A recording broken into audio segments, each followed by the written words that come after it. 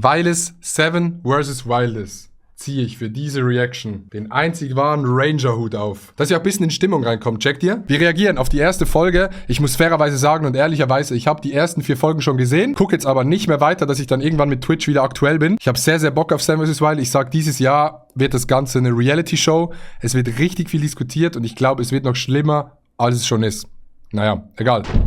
Oh mein Gott. Oh mein Gott. Leute. Das ist eine echte Aufnahme, die wurde in echt gefilmt. Oh mein Gott.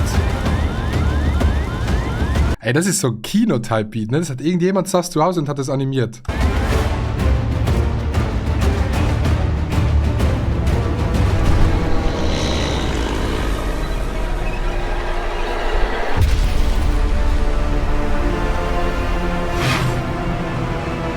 Ich sag's wie es ist. Mein Ranking ist Seven vs. Wild Staffel 1 die beste.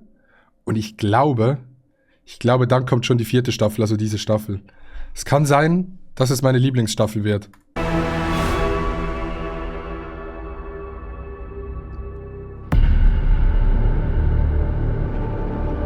Ist das geil geschnitten, Mann. Yeah! Yeah! Wir sind da, der Ranger-Hut ist auf, let's go.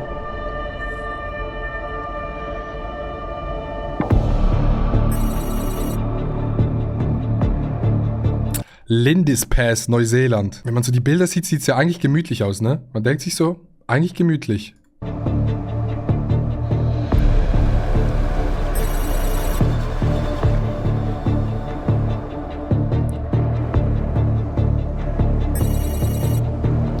Wetterbedingungen frostig, 1 Grad. Ist krass, ne, wie das die Schattenseite hier ist.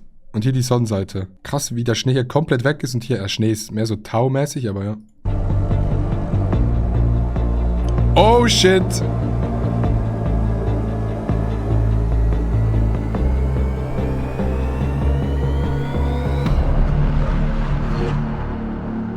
Geil, Mann.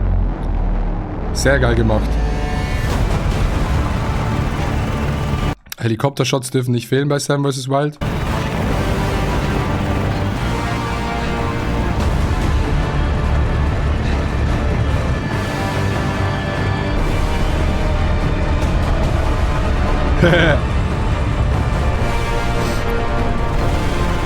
Ich glaube, die Kandidaten wussten vor der Aussetzung nicht, dass sie zusammen draußen sind, ne? Die wussten das, glaube ich, nicht, ne?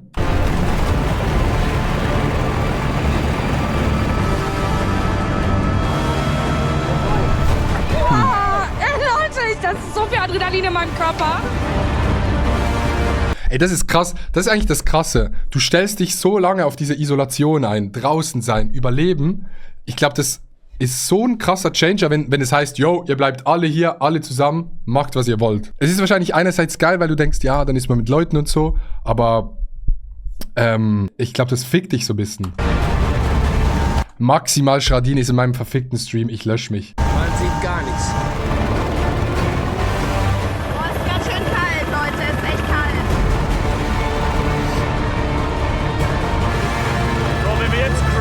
Wir sehen nichts, ist das voll der Scheißdruck. Ich lieb dich auch, Max. Kuss, Kuss, Kuss.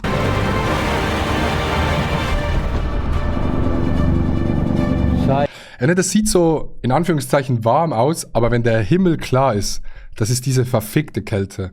Die Leute, die viel in den Bergen sind, viel Skifahren, die wissen, wenn es am Abend schönes Wetter ist und am nächsten Tag klarer Himmel, am Morgen es ist verfickt kalt. Das ist diese Kälte, die so sticht, diese richtig krasse Kälte. Scheiße, Alter. Was machen wir hier? Ja. Naja, wir drehen halt ein neues YouTube-Video, Leute.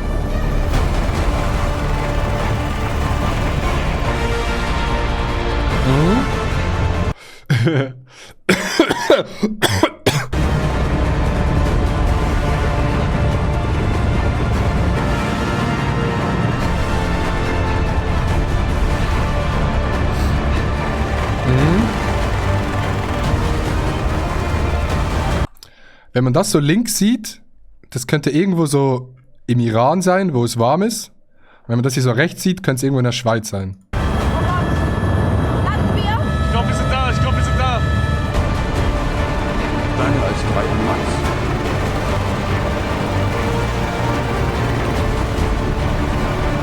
Geil.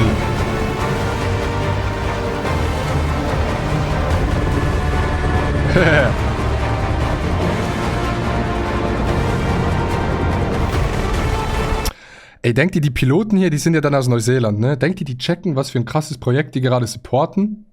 Checken die das? Es wird ja denen vorher gesagt, yeah, we're filming something, you know, YouTubers, we put them out and then they just die.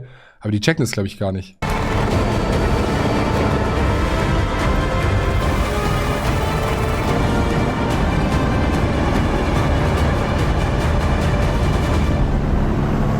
Mein Gott, Alter, ich kack mir in die Hose, wirklich. Ich will jetzt was sehen. Ja, für die ist es einfach ein Auftrag, klar, aber ist ja trotzdem geil für die auch, glaube ich.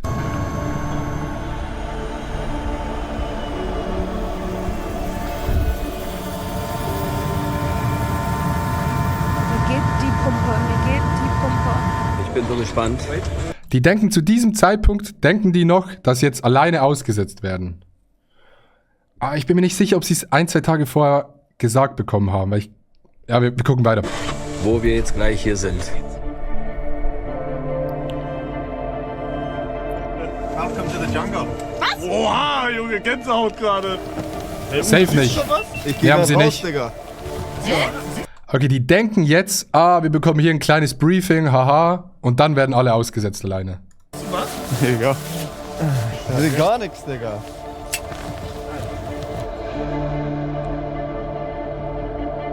No joke, es sieht aber auch sehr friedlich aus.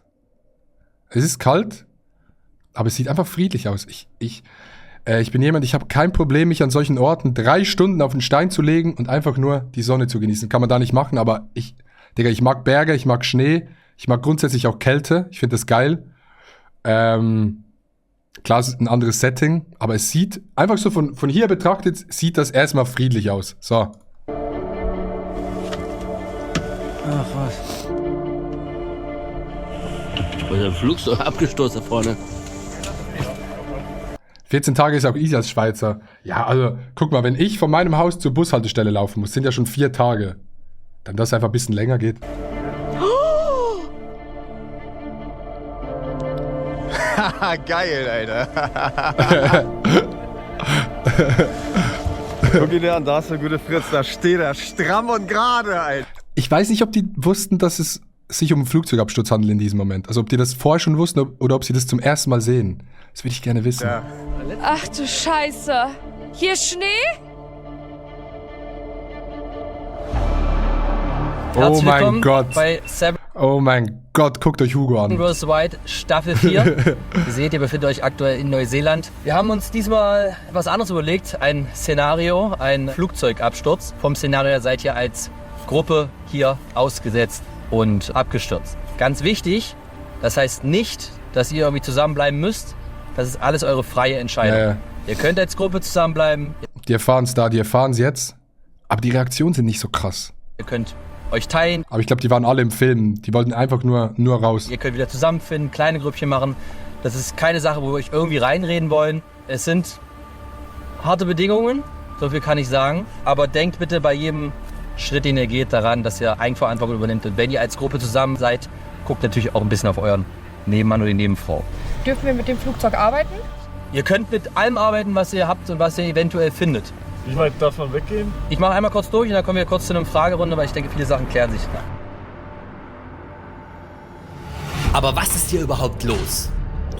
Aber was ist hier überhaupt los? Zum ersten Mal werde ich in dieser Staffel nicht mit ausgesetzt, sondern übernehme die Rolle des Herausforderers. In meiner neuen Funktion habe ich in meinem Team das Szenario eines Flugzeugabsturzes Ich finde das System richtig geil. Ich finde es ultra geil. Ich finde, bockt richtig. entworfen. Die 7 Teilnehmer der Staffel 4 werden hier in den Bergen von Neuseeland als Gruppe ausgesetzt und müssen 14 Tage ums Überleben kämpfen. Dabei ist es ihnen freigestellt, ob sie die Zeit gemeinsam, in kleinen Gruppen oder allein bestreiten. Anders als in allen anderen Staffeln haben die Teilnehmer im Vorfeld als einzige Information eine zu erwartende Temperaturspanne erhalten und durften sich dementsprechend Das ist krass. Die bekommen diese Informationen und stellen sich die ganze Zeit darauf ein, dass sie jetzt alleine da rausgehen, überleben müssen oder zu zweit oder so und dann das ist schon crazy. Digga, ich hätte so Bock da dabei zu sein. Das bockt so sehr. Sie kennen weder die Umgebung noch die Gegebenheiten, haben keine Gegenstände und wissen auch nicht, dass sie zusammen ausgesetzt werden. Okay. Das Flugzeugwrack. Ich dachte nur, weil die Reaktionen nicht so krass waren, weißt du, wie ich meine? Aber ich glaube, die waren alle im Film und die wollten einfach nur jetzt loslegen und malochen. Sowie alles darin Befindliche darf genutzt werden. Mittels Funksprüchen auf Kassetten und einem toten Briefkasten gebe ich unregelmäßig Hinweise auf Fundorte von verstreuten Gepäckstücken im Gelände. Diese sind optional, können aber hilfreiche Gegenstände beinhalten. Jeder Teilnehmer hat für den Notfall ein Mayday-Kit und einen GPS-Tracker. Täglich wird mit letzterem ein Code Green geschickt, der bestätigt, dass der Teilnehmer noch am Leben ist. Ein Code Yellow steht für einen Abbruch, ein Code Red für einen lebensbedrohlichen Notfall. Wer es bis zur Evakuierung schafft, ist Überlebender der Staffel 4 von Seven vs. Wild. Geil, Digga. Geil. Geil. Ich fühl's. Ich find's geil, Chat. Ich find's geil. Fragen. Fragen. Wie weit kann man weggehen? Also hier jetzt? Ihr könnt euch austoben. Ihr könnt euch am Fluss bewegen, wie ihr wollt, in die Richtung bewegen, wie ihr wollt. Ihr könnt in die Wälder rein, in die Canyons, in die Wälder. Wir haben versucht, eine Location zu finden und das ist einmalig bisher, Das ist wirklich geil. die sehr, sehr viele Möglichkeiten bringt. No joke, das macht es, finde ich, nochmal so viel geiler oder realer oder irgendwie cooler, dass du wirklich eigentlich, dass die Distanz, die du laufen darfst, so groß ist, dass du sie eh nicht ablaufen kannst. Ich finde, das macht so viel geiler, weil dann bist du wirklich ausgesetzt und du kannst wirklich weit laufen, bis du halt abcrackst irgendwann, aber finde ich sehr, sehr geil. Was den Platz angeht. Okay, ich will euch so wenig Zeit wie möglich rauben. Deswegen, aber wenn ihr Fragen habt, fragt. Nee, geh weg. Ansonsten möchte ich noch eine letzte Sache sagen. Alle Leute, die hier stehen, wurden nicht einfach so random zusammengewürfelt, sondern wir haben uns lange Gedanken darüber gemacht, wen wir bei dieser 4. Staffel dabei haben Geil, wollen. Mann. Wir wollen natürlich eine bunte Mischung haben. Wir sind super froh, dass ihr alle zugesagt habt, dass ihr hier seid. Wir freuen uns darüber. Überschätzt euch nicht. Joey ist wieder am Chillen und Joe Vogel, der so, ja, was machen wir jetzt? Wenn ihr nicht mehr könnt, dann könnt ihr nicht mehr. Das ist so. Ich wünsche euch super viel Spaß. Egal was es ist. Ich finde, Fritz Meinecke kann extrem gut reden. Ist mir gerade aufgefallen. Oder schon länger, wenn man die Videos guckt. Ultra gut reden. Jetzt schon stolz auf euch. Ich finde es geil, dass ihr hier seid. Ich bin ultra hyped. Mir ist ein bisschen schlecht. Ich hoffe, euch vielleicht auch. Und würde ich sagen, lasst das Szenario beginnen. Abfahrt! Viel Spaß. Vielleicht wird es die Erfahrung eures Lebens. Ja, ich glaube auch, Alter. Vielleicht eine gute, Digga, Hugo sieht aus, als hätte er gar keinen Bock. vielleicht eine schlechte Karte. Gut, die Haare. Mach das Beste draus. Gott, ey. Scheiß Idiot. Schau, an für die Hand. Geil. Boah, krass. Glaubt mir, das ist auch für mich krass. Ich würde sagen, wir sind ready. Wir steigen in die Helis. Und ich hoffe, dass wir heute Abend von euch alle einen Code Green kriegen und morgen früh. Ja, safe. Bis in 2 Wochen, Cheers. Frau Chef. 07 Fritz. Gerne. Let's go. Wenn wir jetzt machen, was vorher. Okay, es geht los. Okay, wollen wir mal ganz kurz die Kino machen, Andrea frei. Digga! So schön, dass ihr alle wieder hier sind. Auch Sandra, mein Schatz. Ja, komm her. Du kriegst deine Nummer. Du willst nur, dass hier warm wird. Digga, ich bin für die Gruppengemeinschaft da. Mehr kann ich nicht. Leute, wir rocken das 14 Tage. Ja. Digga, hier geht keiner raus. Ist es, an die Schweizer, ist es eine Nikin-Kappe? Ist eine Schweizer Brand, oder? Nikin-Mütze. Eine Nikin-Mütze. Ja, das ist eine Nikin-Mütze. Wieso hat Selfie Sandra eine Mütze von Nikin Clothing? What the fuck, wie random. Ey, eine Mütze von no joke, die haben sich so gefreut, ist so eine Brand aus der Schweiz, die haben auch eine Zeit lang lange TikToks gemacht. Die sitzen gerade in ihrem Office und denken sich so, yo, Digga, ey, da ist eine Mütze von uns bei Seven vs. Wild. Raus. Haben wir ein Siegesschrei oder so? Ein Motivationsbuch? Ja. Hast du was Okay, am Start? nee, aber... Go! Kommen wir zu den diesjährigen Teilnehmern. Joey Kelly, Digga, so geil gemacht, Digga, ich bin so hyped. der Zuschauerliebling der letzten Staffel, kehrt zurück.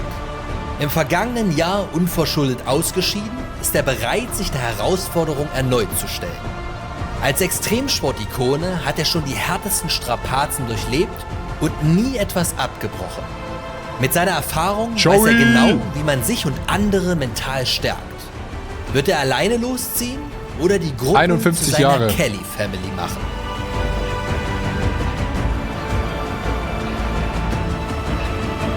Let's Hugo.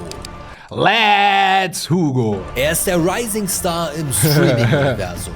Als Minecraft-Enthusiast und Meme-Legende hat er das Herz der Online-Welt im Sturm erobert.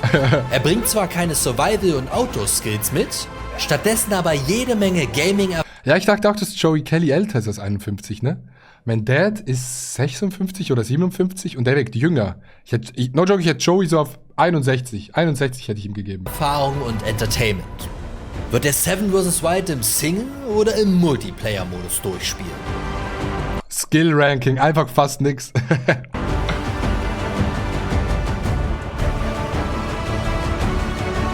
Okay, jetzt kommt ein ganz krasser Call für Seven vs. Wild. Ich sage, weil Hugo viel Minecraft spielt, kann das wirklich ein realer Vorteil im Real Life sein. Klar, es ist nicht gleich, aber so grundlegende Sachen sind ja schon ähnlich. Also es ist jetzt kein Profi-Wissen, aber ich sag, das Minecraft-Wissen, das hilft, ein kleines bisschen hilft das. Das gibt dir Skill, das gibt dir No-Joke-Skill im Real Life. Flying Uwe, das Energiepaket aus Hamburg. Bekannt für seine freche Schnauze und sein stetiges Grinsen, bringt er nicht nur Muskeln, sondern auch Charme in die Gruppe. Er kam von ganz unten und hat sich allein durch seine vielen unternehmerischen Leistungen... Ja, Bro, und dann packt der Sandy das Lagerfeuer im Glas zu halten, oder was? Nee, nicht sowas, aber dass du halt am Anfang vielleicht eher Holz suchen musst. Wenn du jetzt einen blauen Stein siehst, dann weißt du, das ist Lapis Lazuli. Ja, okay, es bringt nicht so viel, aber ich sag trotzdem, ein ganz bisschen was bringt's. ...und der Affinität zum Kampfsport einen Namen gemacht. Ja, Nun ist er bereit, Ihr checkt's, seine ihr physische checkt's. und mentale Stärke bei Seven vs. Wild Der Enderdrache ist extrem schwer in Neuseeland tatsächlich. unter Beweis zu stellen. Hat er das Zeug zum Survival-CEO?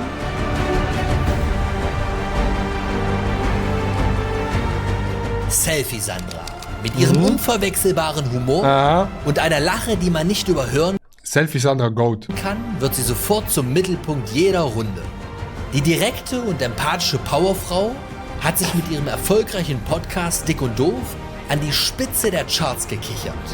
Ihr Gekichert. Hauptfortbewegungsmittel ist der E-Roller und die rechte Hand fest Schön nochmal die Icons eingeblendet, wie sich's gehört. verwachsen mit dem Tabakerhitzer.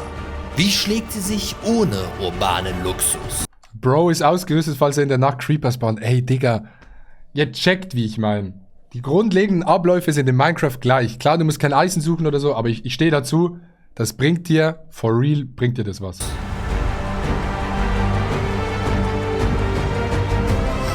Julia Beautix. Als Social-Media-Gigantin, Schauspielerin, Podcasterin und Gesangstalent ist sie eine wahre Entertainment-Koryphäe. Mit Koryphäe. Lifestyle-Content und Challenges zaubert sie ihren Fans seit nun 11 Jahren ein Lächeln Ey, wieso sieht Julia Beautix seit 11 Jahren gleich aus?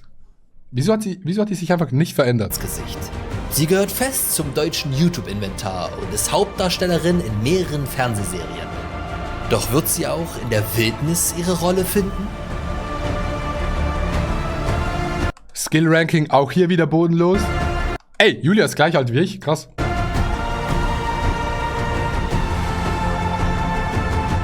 Joe Vogel, Jäger, Angler, Journalist, Abenteurer. Joe Vogel sieht aus wie ein Average Dad. Der sieht aus wie ein Dad und sein Sohn ist 9 Jahre alt. Von den Zuschauern lange gewünscht So ein Dad, der gut Skifahren kann. und regelrecht gefordert, ist es endlich soweit. Der studierte Biologe, Buchautor und vor allem Survival-Experte leitete über 20 Jahre Überlebenskurse. Weltweite Expeditionen unter extremen Bedingungen formten Körper und Geist. In seiner Videoserie Alles falsch kritisierte er jahrelang die Ex-Teilnehmer von Das ist geil, Seven das ist vs. geil. Wild. Das ist geil, dass sie gesagt haben, fick dich, wir laden dich ein. Wird mit ihm jetzt Er konnte nicht absagen. Wenn der abgesagt hätte, wäre scheiße. Der konnte nicht absagen. Alles richtig?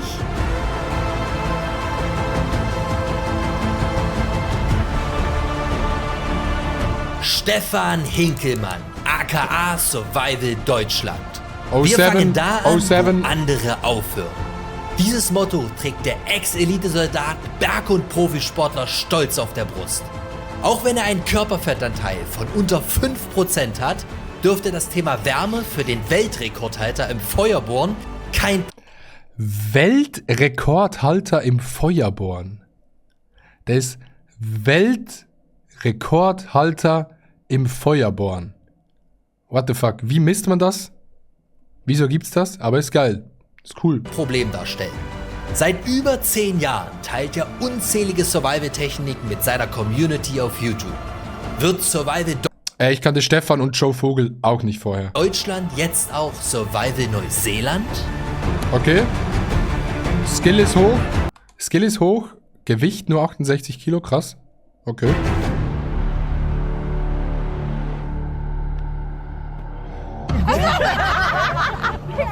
Okay, können wir jetzt anfangen? Ich glaube, wir haben nicht so viel Zeit. Okay, hier ist ein Flugzeug. Digga, es ist sehr viel Schrott. Und das wird schwierig. Ah, wie geil ist das denn? Guck mal, was ich gefunden habe. Ohrstöpsel, Digga. Schlafen. Oh mein Gott, ist das dumm. Okay, sehr viele Glasscheiben. Gurts, auch geil. Kanister. Digga, das ist einfach Minecraft Survival Games. Aua. Oh mein Gott. Alter. Bruder, du bist auch so dumm. Hat Neuseeland nicht mies viele giftige Tiere? Australien ultra viele, Neuseeland keine. Neuseeland keine giftigen Tiere einfach. Die haben es nicht rüber geschafft. Aber wieso hat's alles... Es haben es gewisse Tierarten nach Neuseeland geschafft, aber die giftigen von Australien haben es nicht rüber geschafft. Krass. Guck mal hier. Wir haben Kanister, Wir haben Kanister. Und, Digga, ich glaube, da ist Essen drin. Ey, Leute. Ja? Wir haben Medical-Stuff, was du öffnen darfst, ohne rauszufliegen. Medikits. Wir müssen uns erstmal ums Schlafen kümmern. Das ist wirklich Fortnite in Real Life, Digga. Wir haben keine Schlafsäcke. Ja, Digga, dass wir keine Schlafsäcke haben, ist crazy. Wir haben nichts zum drunterlegen. Guck mal, hier sind die ganzen taktischen Lichter. Geil, Geil. taktisches Licht. Tactical Light. Das war mir so klar, ich wusste, wenn wir hier hinkommen, das ist richtig so loot-technisch, so richtig Battle Royale-Style hier. Du. Ah, sehr geil. Was ist da drin? Ich weiß nicht, was drin ist.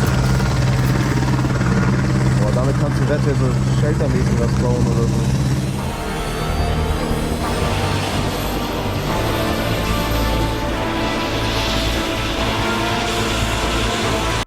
Stefan ist schon weg, bevor die Helikopter abgeflogen sind. Ich habe ja schon die ersten 4 Folgen geguckt und man sieht auch ein bisschen die TikToks. Ihr könnt's ahnen. Und so möge es beginnen! No joke. Ich bin ganz ehrlich, ich würde jetzt einfach in den Helikopter einsteigen und zurückfliegen. Du bist ja ausgesetzt, du darfst jetzt machen, was du willst, hat Fritz gesagt. Ha!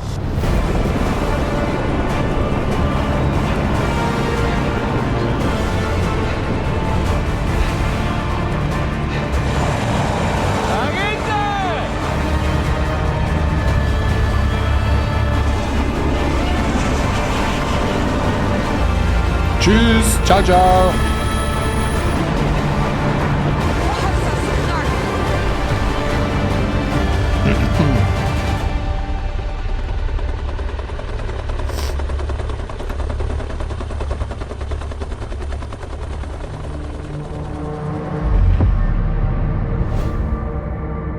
Geil. Ich liebe diese Soundeffekte. Ich liebe die.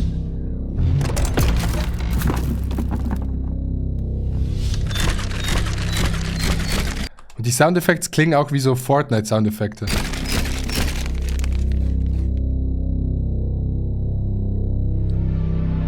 Belinda, halt dein Maul.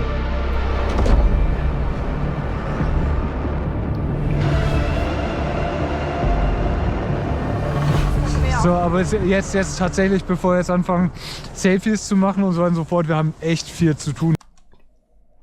Bevor wir anfangen, Selfies zu machen, sagt er zu Selfie, Sandra. Digga. Ey, es hat schon ein bisschen was von Schneegesellschaft, ne? Jetzt für heute Abend, wir haben keine Schlafsäcke. Es wird super, super heikel gerade. Und ja, wir können mal im Flugzeug noch schauen, aber da dürften keine Schlafsäcke drin sein.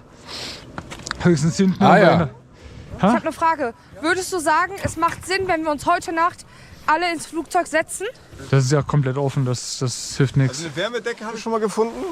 Ja, wir haben Sachen, um das alles abzudecken, so Ja, theoretisch. aber das ist jetzt was sonderlich hilft, will ich nicht sagen. Wollen wir das nicht einmal so machen, dass wir echt jeden Winkel einmal hier absuchen, auch von den Flügeln, die da rumlaufen? Vielleicht liegt da was drunter. Guck mal, da liegt ja schon eine Matte. Leute, wollen wir alles, was wir finden, hier reintun? Hier in den Mittelbereich. Okay. Relativ einfach, wir brauchen unbedingt Feuer, gar keine Frage. Feuer. Das heißt, wir müssen jetzt erstmal für heute Nacht, würde ich sagen, einen Schutzbereich ums Flugzeug schaffen. Die Flügel so anstellen, dass wir einen Windschutz machen, weil hier ist komplett exponiert. Schauen wir mal, wie schwer die sind. Die dürften um die 100 Kilo wiegen oder vielleicht ein bisschen mehr. Dass wir die Flügel so anstellen, dass wir in der Mitte einen Schutzraum haben. Und dann müssen wir da Feuer machen. Das heißt, jemand schaut sich mal das Flugzeug an. Wir beide versuchen mal die Flügel zu bewegen, zusammen mit Joy. Okay. Und das wäre mal das Erste. Dann haben wir hier so ein bisschen einen Schutzraum geschaffen. Wir sind hier mitten im Kanal drin. Also das ist super kacke, ehrlich gesagt. Auch für die nächsten Tage müssen wir mal schauen, ob wir hier überhaupt bleiben. Und dann, wer Zeit hat, holt kleines Holz, kleines Material, einfach mal her transportieren. Ob wir und wie wir vorher hinbekommen, sehen wir dann. Ja. Okay. Digga, Julia sieht so klein aus. Was hätte ich gemacht? Ich hätte, glaube ich, instant, so als Laie, ich kenne mich jetzt nicht krass aus, ich hätte instant die Flügel beide so ans Flugzeug so draufgelegt. Aber ich weiß nicht, ob das schlecht ist, weil dann der Wind so von der Seite reinkommt, aber irgendwie so vom Feeling her, dann hat man ein Dach.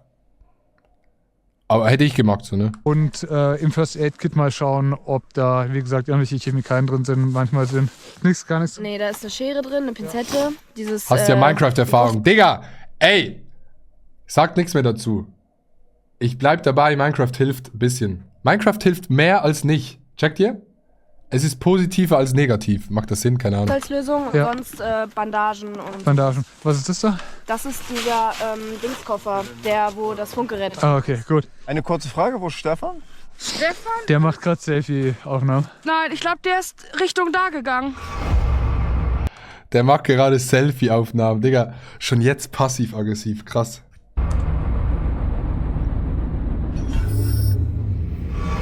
No joke, ich glaube, ich wäre jemand, ich würde mich in der Gruppe, allgemein in so einer Situation mit der Gruppe gut zurechtfinden, weil ich bin nicht jemand, der, ich komme mit Leuten sehr gut zurecht und ich gebe auch mal nach und so. Also ich bin immer das Letzte, ich hasse es, Stress zu haben, ich hasse das. Ich gehe dem auch immer irgendwie aus dem Weg. Ist ja eigentlich gut für so eine Situation, I guess. Die Aussicht ist der Hammer, hä? Leute, ehrlich jetzt. Hammer. Geil. So, schauen wir mal, was haben wir denn hier? Hey, wenn ihr noch irgendwas wegen Minecraft schreibt, ich bleib dabei, fickt euch. Und hier drüben ist noch ein schönerer Platz. Schau mal hier. Hier ist schon alles schattig. Da unten ist immer noch ein bisschen hell. Das heißt, diese Zunge, die da so rumgeht, hält sich hier ein bisschen länger. Das ist nicht schlecht. Ist immer ein bisschen geschützter. Und wir haben direkt Holz. Wie viel Brennholz dabei ist, Ja, muss ich ja mal schauen. Aber so per se vom Gelände her gar nicht so scheiße. Schnell beim Wasser. Das fragen wir jetzt nicht allzu weit weg.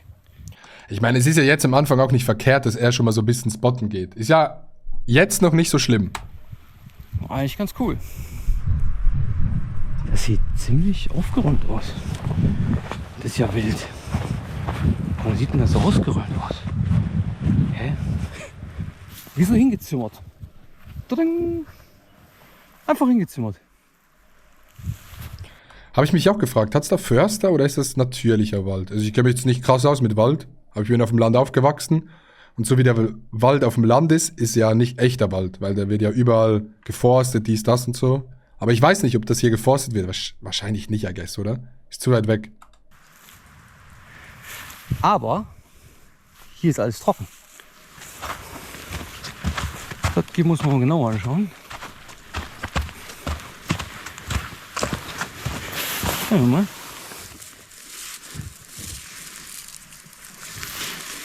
Auf jeden Fall um einiges trockener, als was ich jetzt hier auf der Wiese die ganze Zeit gehabt habe. Da muss ich den anderen gleich Bescheid sagen, dass wir dann hier hoch verlegen.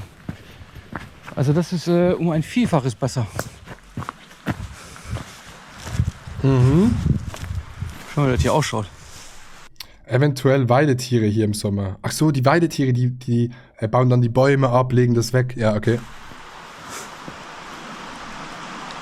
Krass. Hier ist auch alles pitschnass. Ey, dieser GoPro-Sound ist so satisfying. Ja. Schau mal. Eieiei. Ach du liebe Leute. So geil, wie so Leute, die das oft machen. Die gehen immer so, auch schon in den anderen Folgen, die gehen immer überall hin und fassen das so an und machen dann so, ah, geil, okay. Morsch des Todes. Trotzdem, es ist hier jetzt immer noch wärmer durch den Wald. Hält sich das alles ein bisschen. Ist geil, ich sag den anderen Bescheid.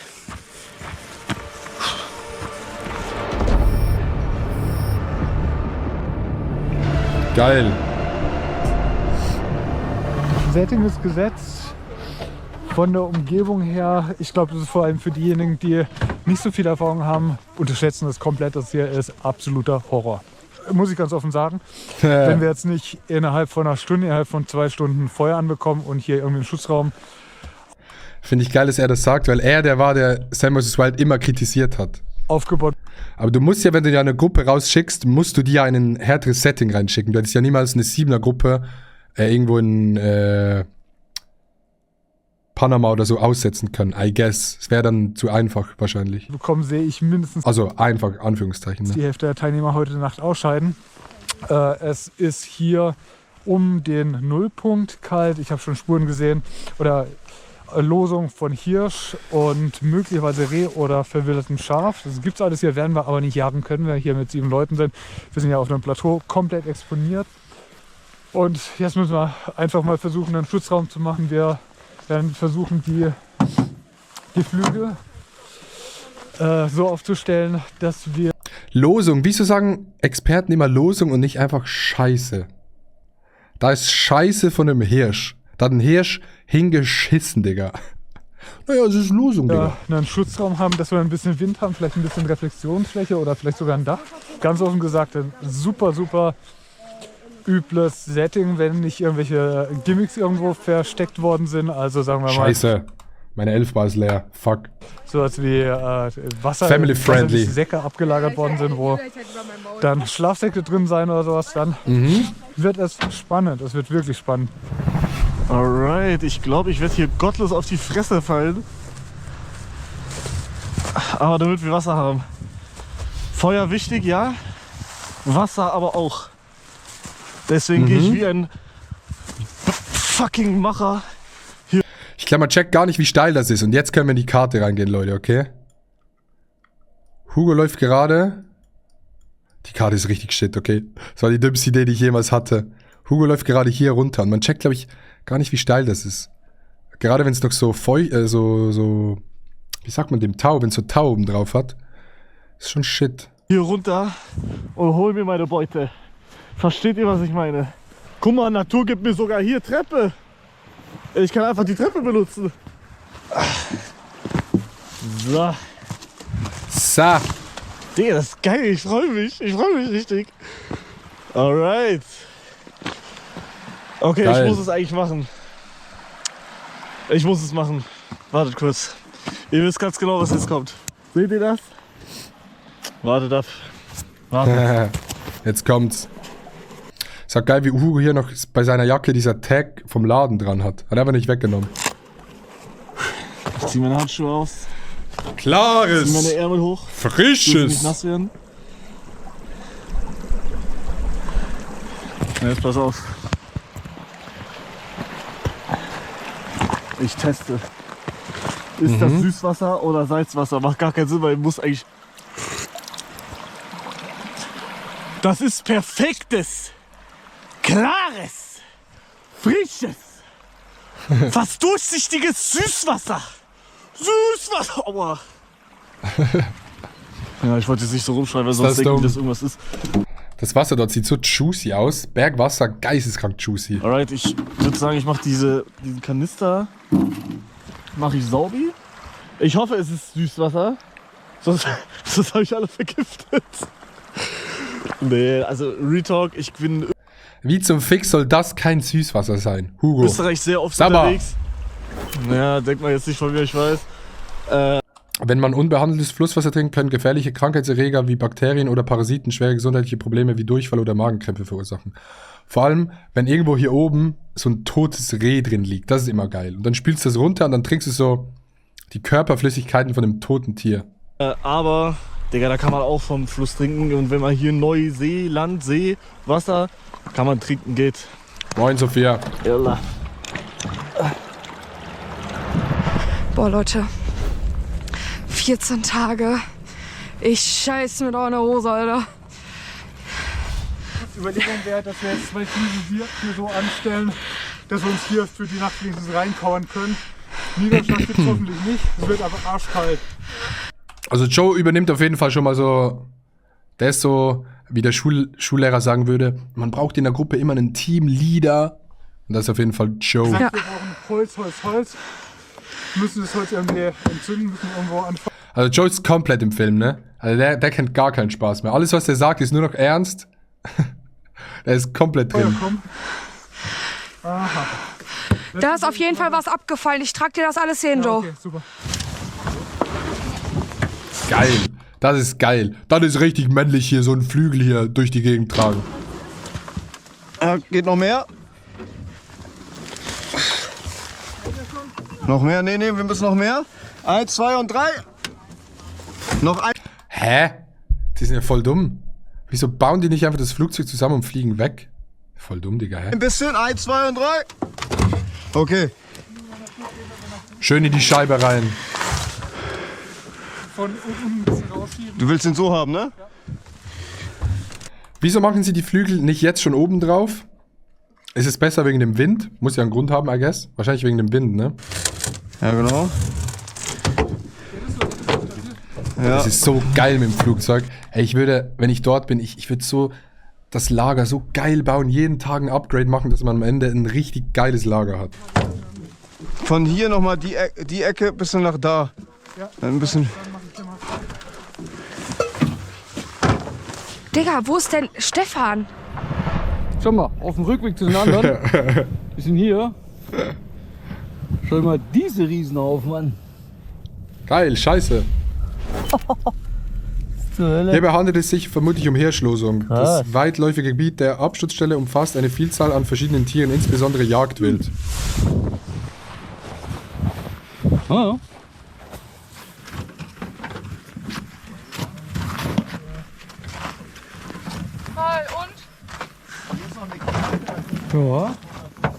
Na und?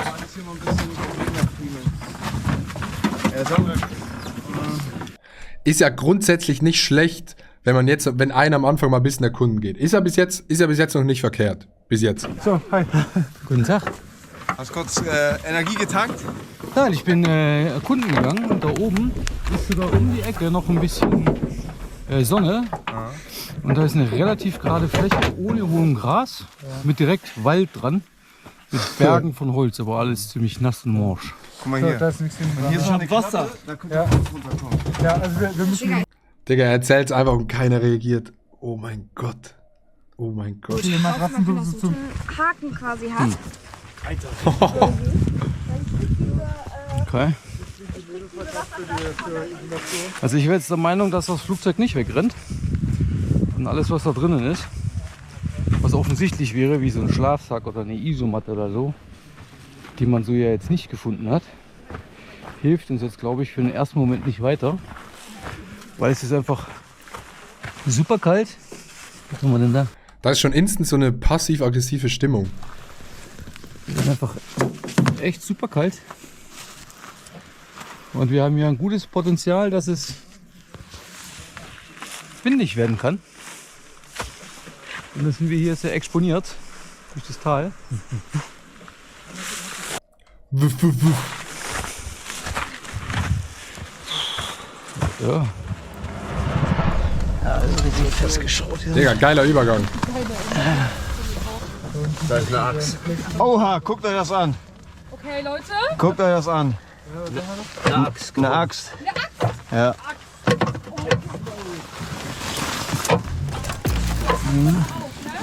Okay, Axt. Das ist eine Bergeaxt, das ist ein Breaching-Tool. Damit kriegen wir aber auf jeden Fall das Ding ein bisschen klein, das Flugzeug klein gehauen. Zieh mal, warte, ich mach hier. Ja, mach den Gurt einfach los. Ja, Uncut wird ultra spannend bei dieser Staffel. Bis jetzt hat Uncut nie so viel Sinn gemacht, aber hier ist es das Beweismittel. Der Motiv. Das, was sie halt gefilmt haben. Ne? Ja, ich hab nur einen fetten Handschuh raus. So. Guck, Eisenaxt von Minecraft, ich hab's gesagt. Du brauchst eine Eisenaxt. Eisenaxt besser als ein Schwert. Weiter ans Holz denken. Hältst du und ich gehe holen? Ich hole Holz. Hugo, komm, Holz holen. Ja, wir als Dreierteam. Weil das ist das, was uns heute warm hält. So. Ey, ich kann's doch nicht glauben, dass wir hier sind. Ich alleine wäre jetzt schon raus. Ich bin froh, dass Joe hier gerade so ein bisschen die Verantwortung übernimmt. Schaut, was wir machen können. Hoffentlich finden sie noch 3 Dias. Die Ey, Sache Mann, ist, Leute. Das ist alles nasses Holz. Ey, ich weiß wirklich gerade nicht so richtig, wie ich mich fühlen soll, Leute. Es ist irgendwie total cool, weil es ganz anders ist. Aber andererseits, glaube ich, ist die Situation ganz schön krass, weil wir haben keinen Feuerstahl. Ist wir haben geil, keine hätte ich Bock. Schlafsäcke. Also es ist arschkalt, also es ist wirklich super, super kalt. Es ist geisteskrank. Ja, wir haben super viel Holz zumindest. Keine Ahnung, ob das gut brennbares Holz ist. Wir haben Wasser, das ist schon mal gut, aber es ist arschkalt.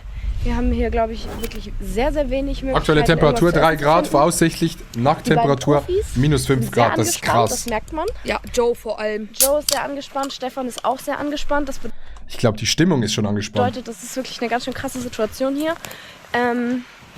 Ich finde es mega, dass wir so als Gruppe ausgesetzt sind. Ich bin mal sehr gespannt, wie sich das entwickelt. Ich hoffe, wir streiten uns nicht so viel. Ich hoffe, es geht alles gut. Und ich hoffe, wir schaffen das. Gut. Gut. Wenn ich dieses Geräusch da unten höre, dann muss ich pinkeln. Jetzt schon keinen Bock mehr. Okay, ich sammle jetzt Holz. Keine Zeit mehr mit euch zu reden, Leute, sorry. Man immer am besten dickeren. Ja, aber durch die Kleine. Digga, Joe ist einfach alles am Anfassen und am Erkunden. Aber wir haben ja kein Messer bis jetzt gefunden, Doch, ne? wir haben eine Art Axt. Geil, wir haben Gruppendynamik, das Emote. Also wie kann ich reloaden? F5? Ja. Gruppendynamik. Gruppendynamik, ja, das ist gut. Gefunden. Wir haben eine Art Axt gefunden. Ich weiß nicht, ob es eine Axt ist oder was anderes, aber ich hab's Eine nicht Art gesehen. Axt. Okay, aber das ist ja schon mal was. Aber guck mal, ich hänge mich einfach so dran und brech das ab, ne? Ist jetzt nicht unbedingt ein gutes Zeichen, Was denn? dass es so leicht kaputt geht. Das heißt, es ist morsch. Es ging ein bisschen sehr leicht Ist es nicht gut fürs Feuer, wenn es so trocken ist? Oder bin ich dumm? kaputt, ja. Ey, Leute, guckt mal. Leute. Aber schon die Art, wie er es sagt, ist krass, ne? Ist krass. Ich find's krass, dass es so schnell schon so angespannt ist, weil ich sage in der normalen Gruppe, auch wenn es, also irgendwann gibt's immer Spannungen, aber so schnell ist schon krass. Also ich glaube schon, dass da Fritz und so bei der Organisation, die haben schon so ein bisschen geahnt, das könnte spannend sein, wir brauchen das bisschen. Also so schnell ist schon krass. Dass du dich so schnell so ein bisschen so eine Art ist. Ein Geweih, ist das ein Geweih? So, ne? Es ist nass. Digga, das ist ein Geweih. Hirschgeweih, ja. Ja, Digga, das können wir auf jeden Fall erstmal benutzen. Für was? Digga, ich hab mir Hirschgeweih No joke, du könntest mit dem Hirschgeweih du richtig viel Setzlinge zum Wachsen bringen. Krass. gefunden. Junge, welches Tier ist das? Mammut? Ein Hirsch hat ein Hirschgeweih. Digga. Alter. Junge, und das in purer Natura. Scheiße, ist komplett morsch. Ich finde es in dieser Staffel geil, dass so viele Creator dabei sind. Finde ich geil, feiere ich. Mammut, ja, vom Mammut. Das liegt schon seit 4 Millionen Jahren da. Nochmal ein kleiner Reminder. Wo ist die Absturzstelle überhaupt? Das Flugzeugwrack liegt auf der Südinsel von Neuseeland, in einem Tal mitten in den Bergen. Die Landschaft ist durchzogen von einem kleinen Gebirgsbach und hat sowohl große Waldgebiete als auch tundraartige Freiflächen. Es gibt eine artenreiche Tierwelt. Um diese zu dokumentieren, wurden von mir im Vorfeld Wildkameras angebracht. Darüber hinaus habe ich an verschiedenen Orten im Gelände Gepäckstücke platziert, die durch Zufall oder meine Funksprüche gefunden werden können. Das gesamte Gebiet umfasst mehrere 100 Quadratkilometer Geil. und ist unbewohnt.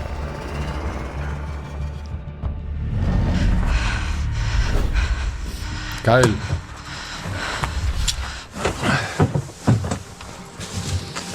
Und was ist da hinten drin? Schlafsäcke? Ich glaube, hier sind die Schlafsäcke. Ja, Echt dann jetzt? haben wir Schlafsäcke.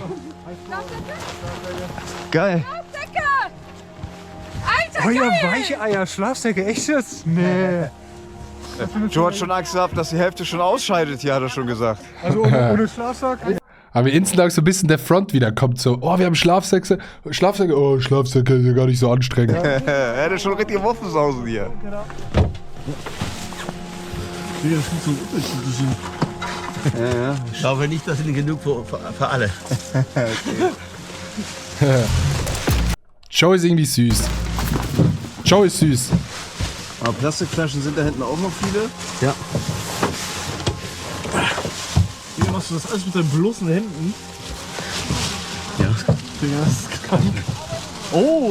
Er holt mit seinen bloßen Händen die Schlafsäcke, das ist Oh, krass. diese Decken. Geil.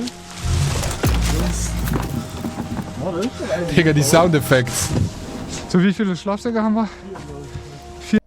Und Decken. Schlafsäcke, Decken und eine Schwimmweste. Ja. 4 sind ein paar zu wenig. Sehr fein. Haben wir noch einen Biwaksack, Rettungsbiwaksack. Alter, wir haben aber für alle. Ja. Geil. So, wir haben auf jeden Fall welche, Du die, musst aufteilen, wer was kriegt. die Mädels kriegen die Carinthia. Definitiv, das sind die wärmsten. Vorschlag von mir ist, dass wir hier erstmal Die Rettungsinsel. Die Rettungsinsel wurde gefunden, als keine Kamera lief. Darin enthalten waren einmal eine Leuchtfackel, einmal eine Rauchfackel und einmal ein ein Blazebag. einen Windschutz hinmachen. Wie besprochen, wir haben Schlafsäcke, genügend Schlafsäcke für alle. Wir haben für die Mädels warm genügende Schlafsäcke. Wir haben Matratzen zur Unterlage. Wir haben Folie, um die nassen Matratzen abzudecken, sodass wir einigermaßen schlafen können. Wir werden vermutlich keinen Niederschlag haben. Wir können im Laufe der Tage die Tragflächen als Dach verwenden. Die Also das ist aber okay. Weil es wahrscheinlich noch nicht regnet, stellen sie die noch nicht oben drauf. Check. Seiten zubauen, USW. Check. Okay. Nur mein Vorschlag wäre, statt jetzt ein Feuer zu machen heute Abend mit den Flares, wenn wir wirklich nur die beiden Flares haben und nichts mehr anderes finden, dass wir, weil wir das Feuer die nächsten Tage brauchen und dann eher mehr Zeit benötigen, um noch genügend Holz zu machen, um es zu erhalten, dass wir das dann machen, wenn wir eben wirklich auch Feuer brauchen. Und das Also kann Digga, wie geisteskrank clean ist der Ton. Ja, Joe ist voll im Modus. Ich meine, es ist gut, dass jemand übernimmt. Ja. Also heute erste Nacht haben wir es gar nicht so hin, ne? Heute erste Nacht nicht, nein, da müssen wir, also die erste Nacht müssen wir müssen wir irgendwie durchhalten. Und da hätten wir jetzt 2 Möglichkeiten gehabt. Ohne die Schlafsäcke hätten wir die Nacht über, also 50 Stunden lang Hampelmann und Kniebeugen gemacht, damit wir nicht erfrieren. Und am nächsten Tag, wenn ein bisschen Sonne da ist, hätten wir nachgeschlafen und dann versucht, eine Unterkunft zu bauen. Aber jetzt haben wir die Schlafsäcke. Einige davon sind sehr, sehr dünn. Das heißt, da müssen wir auch schauen, wer mehr Kleidung anhat, wer mehr Isolation hat. Und dass wir das noch ein bisschen mit den Decken ausgleichen. Also, das heißt, damit sind wir soweit abgedeckt, dass wir über die Nacht kommen, ohne zu unterkühlen. Guck dich mal Joey an, wie er da steht. Ohne krank zu werden. Der weiß gar nicht, wir was haben er macht. Trinkwasser unten. Und wir müssen jetzt Windschutz machen, weil wenn der Wind hier richtig durchpfeift, dann wird es auch in den Schlafsäcken kacke. Okay? Also die Tragfläche stellen wir nachher auch noch so an, dass sie nicht umkippen kann. Schauen wir, dass wir vielleicht dann mit dem Breaching Tool auch noch ein Loch in die Seitenwand reinmachen. Dass es Joey wirklich mal fest lochen. Nur kurze Frage, Ja. so wegen Windschutz. Ne? Können wir nicht diese Flügel wie ein Dreieck als Spitze Hatte ich und gedacht, alle genau. vom Flugzeug von der anderen Seite rein quasi? Hatte ich eigentlich gedacht, man kann schon ein bisschen offen lassen, weil da kommt ja sowieso Wind von oben rein. Aber das wird, der Hauptwind wird einfach abgehalten. Okay, Und und das- dann machen wir in der Mitte das Feuer von diesem Dreieck Ja, und legen uns alle drum rum. Wir werden dann später wahrscheinlich in der Mitte das Feuer machen, außer wir strukturieren das um. Jetzt geht es eben wirklich nur um die erste Nacht. Okay, check. Macht Sinn, meiner Meinung nach. Das ist erst 1 Stunde 20, ne? Die sind erst 1 Stunde 20 da. Uhu. 14 Tage All-In, ne? Digga, also ich glaube irgendwie, also ich will jetzt nicht jinxen, aber ich glaube keiner wird abbrechen. Das wird eigentlich, also wird es gar nicht Ja. so schwer, glaube ich. Haha, ich weiß nicht. Das darfst du nie sagen, Digga. Das ist einfach instant den Clip, wenn du rausfliegst. Digga, Warum schaust du mich so an? Aber er hat auch viel Minecraft gespielt, muss man sagen. wenn's noch... Du bist seit 15 Minuten Minuten hier. Ja, aber ich glaube, das passt. Du glaubst, das passt? Ich glaube schon. Also uns fehlt nichts. Ich glaube, das passt. Es fehlt eine Menge. Was sonst? Feuer und? Essen? Ey, Hugo ist bei der 7 Tage Fasten-Challenge nicht durchgekommen. Nur um das nochmal zu sagen. Hugo, chill mal. Hier ist weit und breit schon schwierig, glaube ich. Kamera, da kannst du es filmen. Ich mache einen Taste Aber diese Mütze ist geil. Ja, vom Flusswasser. mach mal einen Taste-Test.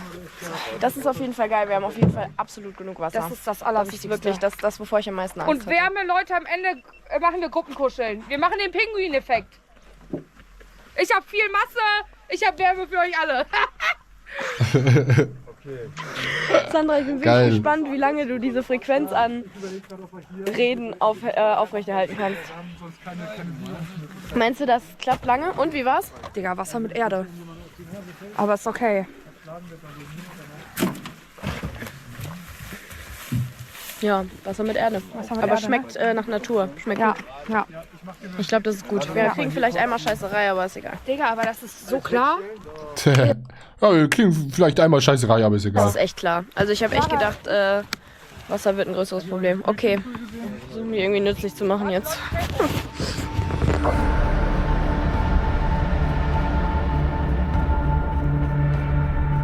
Ich frage mich, wie schwer ist dieses Flugzeug? Könnte man das tendenziell ganz verschieben oder ist so der Core, ist der viel zu schwer? Ich weiß auch nicht wieso, aber einfach so, nur um es zu wissen. Und man vielleicht, nee, da kannst nicht hoch, aber so einfach so, weil die haben es jetzt, glaube ich, ganz bisschen rübergeschoben, das ganze Flugzeug, ne? Ein Flügel ist 100 Kilo, ja, das hat vorher Joe einfach so gesagt. So, ich glaube, das ist 100 Kilo. Ich glaube jetzt auch nicht, dass der genau weiß, wie schwer der ist, aber...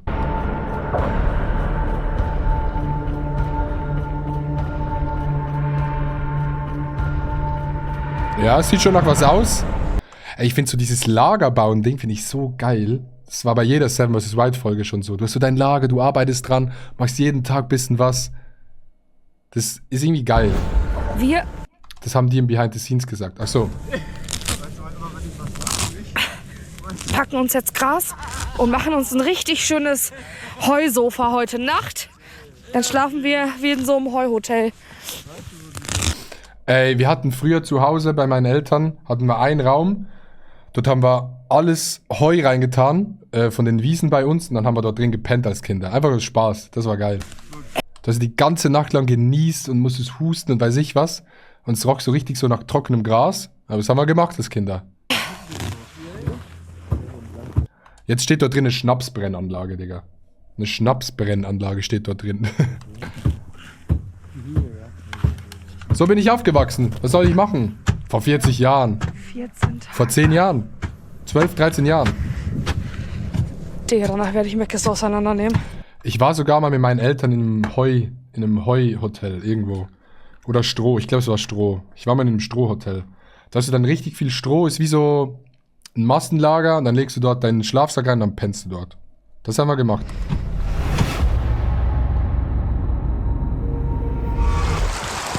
Ach Mann, was halt hier in der Staffel ein bisschen anders ist.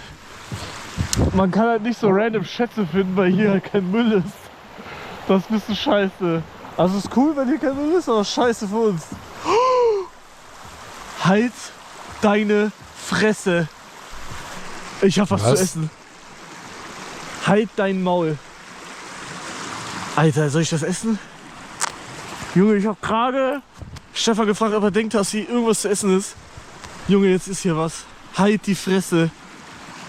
Digga, ich weiß nicht, ob ich das anfassen darf. Ich weiß gar Hagebutter. Hagebutten. nichts. Ich mach einfach. Ich habe noch nie Hagebutten gegessen. Wir hatten zu Hause ultra viele. Meine Mama hat immer irgendwas gemacht damit, aber ich habe es nie probiert. Ich weiß nicht, wie das schmeckt. Was ist das? Ey, wir haben die immer geisteskrank als Kinder. Hagenbutten. Ey, what the fuck. Ey, schreib mal, wer das auch gemacht hat. Hagenbutten nehmen, Tennisschläger und diese Dinger geisteskrank rumhieten. Das haben wir immer gemacht. Das sind die Landdinger. Hagenbutten, dann Nüsse und da bin ich nicht stolz drauf, aber als man jung war, hat man das gemacht. Junikäfer oder Julikäfer. Das ist so, wenn es so langsam, oder Herbst, ne, ich glaube es war Maikäfer. Da fliegen so ultra viele Käfer rum und die konntest du auch mit dem Racket Haben wir gemacht früher mit so Badmintonschlägern. Macht man nicht, aber haben wir gemacht in der Kindheit. Ich frag mal Joe. Der kennt sich am besten aus. Aber Hagebutten kannst du geisteskrank, vor allem wenn die noch hart sind, kannst du die geisteskrank rumjieten mit dem Tennisschläger. Die fliegen wirklich weit. Mit so Bären. Aber ich habe den Fund vielleicht des Jahrhunderts gemacht, Jungs. Erste Nahrungsquelle. Ich bin ein bisschen stolz auf mich gerade. Hui, okay. Ich präsentiere das jetzt geil. so richtig geil. Oh, Digga, jetzt will ich die Präsentation sehen. Von den Hagebutten. Ja, Hagebutten sind noch ein weiter. Jawohl. Digga, Hugo freut sich richtig. Joe legit 1,5 Sekunden. Oh, Hagebutten sind auch da. Okay, gut, weiter. Die Hagebutten? Die Bären oder was auch Ja, das sind Rosenbeeren, Hagebutten. Kann man das essen? Das kann man essen, ja. Aber würde ich jetzt noch nicht. Imagine Sam vs. Wild mit Adi. Man packt, Adi findet was zu essen. Adi packt den Tennisschläger aus und wirft's weg. No joke, ich würde das so rumjieten. Essen. Das sollten wir uns aufheben für dann, wenn wir es wirklich brauchen. Soll ich in der Flasche sammeln? Nee, lass uns noch dran hängen. Lass uns Ach noch dran so, hängen. stimmt, das ist smart. Ja. Aber kann man die essen? Weil Ja, die, guck mal, die kannst du kann man essen. gar nicht verplatzen. Warum soll man die zerplatzen? Moin, Adi Baban, was geht? Hagebutten Digga, ein Mod ist da. Ja, Brot ist auch da. Adi Baban, geil. Moin. nennen sich die. Das sind die Früchte von Rosen. Das ist eine Rose. Hagebutten. Kann man nicht Hagebutten-Tee machen und auch so Brotaufstrich, oder?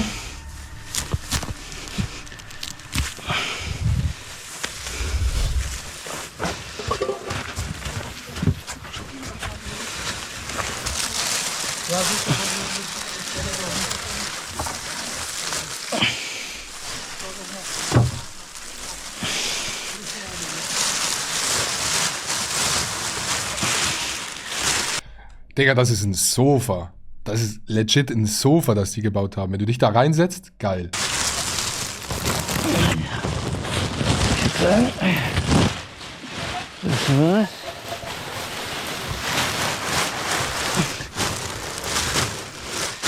Das ist geil. Da kannst du dich wie so ein Fötus drauflegen und pennen. Bei minus 40 Grad. Tja, das ist doch schon mal Kommen wir zum Sponsor Emma Matratzen. Teil 1 zum Sitzen für 2, im Zweifel 3 ist ja schon mal Das ist top. besser als nichts, ne? Fürs Erste. Es gibt 3. Guck, ob ja die Matratze und die Matratze. Ja, Das klappt. Das braucht nur Zeit, bis der Stahl nachgibt. nachgibt. Das ist Aber pass auf, dass du dich nicht schneidest, das ist ein Quatsch, weil das geht hier relativ schnell, ne? deswegen, ich bewege mich langsam. Kein Bock, dich zu Joey ist wieder mal hoch. verlieren jetzt. Ja, ich will auch noch nicht gehen. Das wäre echt scheiße. Positiv denken.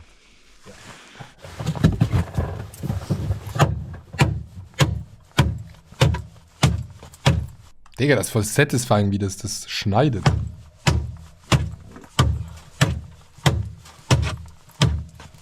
Da hast du eine richtig geile Kante, auf der du liegen kannst, die alles aufschneidet. 75 Viewer und 3 Mods, crazy, ja. Das ist das Leben, Leute.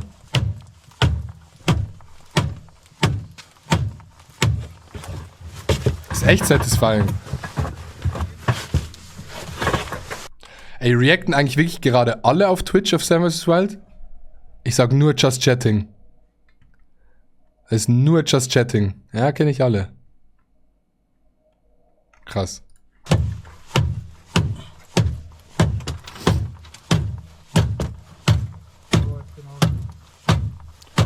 Das ist actually satisfying, Digga. Joey Kelly zerlegt uns hier. Joey baut einfach ein neues Flugzeug. Ja. Hast du noch Spaß? Ja klar, Sehr gut. ich bin auch drauf. Ist wirklich eine geile Staffel bis jetzt, ja. Ja klar, Joe. Ach, du filmst mich ja gerade. Ja, für dich. Hallo. Hallo. Grüße an Mama. So, das ist unser aktuelles Lager. Wir haben das hier ein bisschen mit Streu ausgelegt. Das ist die erste Matratze für heute Nacht. Dann haben wir hier vielleicht insgesamt eine. Dann macht Joey die Maschine gerade diese Dinger hier ab. aus dem Flugzeug. Das wären auf jeden Fall schon mal, könnten schon mal 2 drauf schlafen. Und da auch. Hallo. Da Sieht geil aus bis jetzt, finde 6 ich. Stück. Sandra. Ja. Aber es ist krass, wie schnell die Sonne untergeht, ne? Wenn dort Winter ist. Weil Neuseeland so weit im Süden ist. Ist krass. Wann so um 6 Uhr? Halb 7 schon? Das ist für dich die Matratze, wenn ich das rauskriege. Nein, für uns alle. Nein, Aber ich nehme die schon gerne, Joey. erst kommen die Frauen. Und dann kommt der Rest. Und dann komme ich vielleicht. So. So geil, wo die Kameras immer liegen bei Sam vs. Wild. Die schmeißen sie irgendwo hin, aber ich fühle das ist der Wild. Schon gute 1 Grad das Wasser, oder?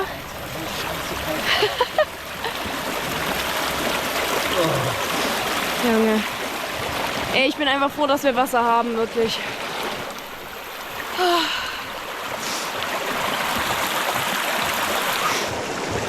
So, haben wir wieder weiße Wasser. Sterben werden wir heute. Ich glaube, man sieht im Video gar nicht so die Distanzen, die man wirklich laufen muss. Ich glaube, das ist viel weiter in echt.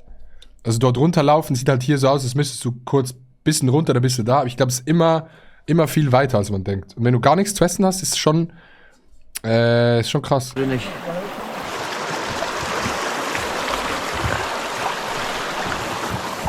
Was machst du jetzt?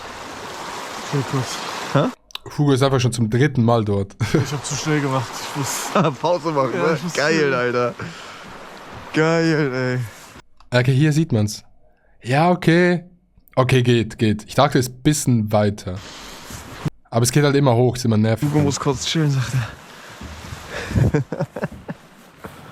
Ach, was ist das für ein geiles Projekt, ey. Wirklich. Julia Beautics. Das ist so anstrengend, da hochzulaufen, ne? Ja. Digga, das denkt man nicht, ne? Nee, man denkt das nicht, aber es ist so kalt. Das ist echt anstrengend alles. Boah, das könnte alle. Es wird härter als wir Ey, dachten. Ja, glaube ich auch. bekommt ihr auch Bock darauf, da mitzumachen, wenn ihr das guckt? Oder bin ich der Einzige? Ich fühle das schon sehr. Klar ist, wenn man dort ist, ist es viel anders, aber rein vom Gucken her, ultra geil. Du machst das bezaubernd, Julia. Ja, Tag 1 und Hugo kann schon nicht mehr. Hey, Uwe. Moin. Hey. Gigachat.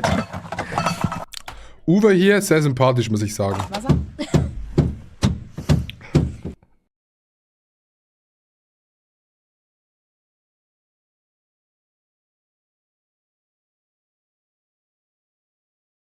Aber das schmeckt auch noch ein bisschen nach diesem Mango-Zeug, was da drin war.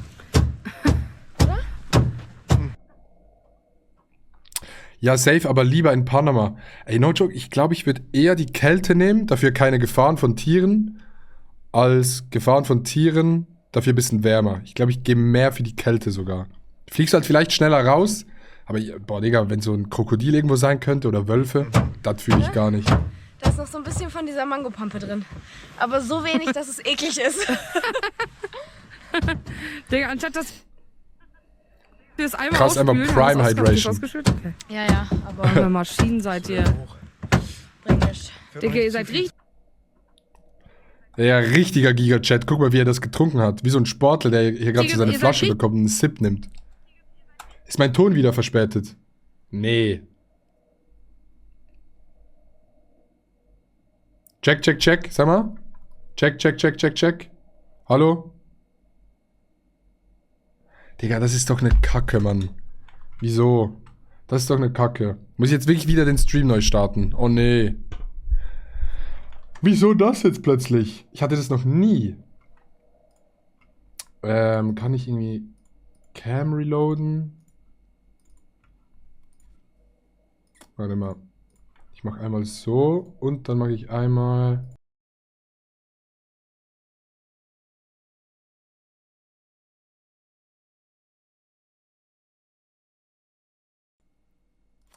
Ist jetzt wieder gut? Check. Geil. Gut. Weiter geht's. Richtig 2 deutsche Mercedes, Alter. So? Digga, weil solch. Ja, aber nur noch auf einer Seite. Oh. Warte. Das kann ich fixen. Digga, das ist ja vercrackt. Krass.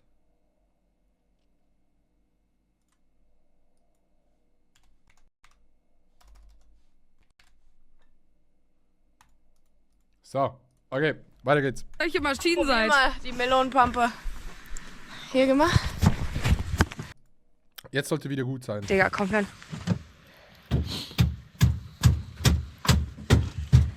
Schmeckst du? Komplett, irgendwie lecker. Ja, ne? Aber irgendwie auch ekelhaft. Ey, dieses Wasser könntest du für 3 Euro im Supermarkt verkaufen. Bergwasser, frisch. Ja, besser als nichts. So muss man Ja, wirklich.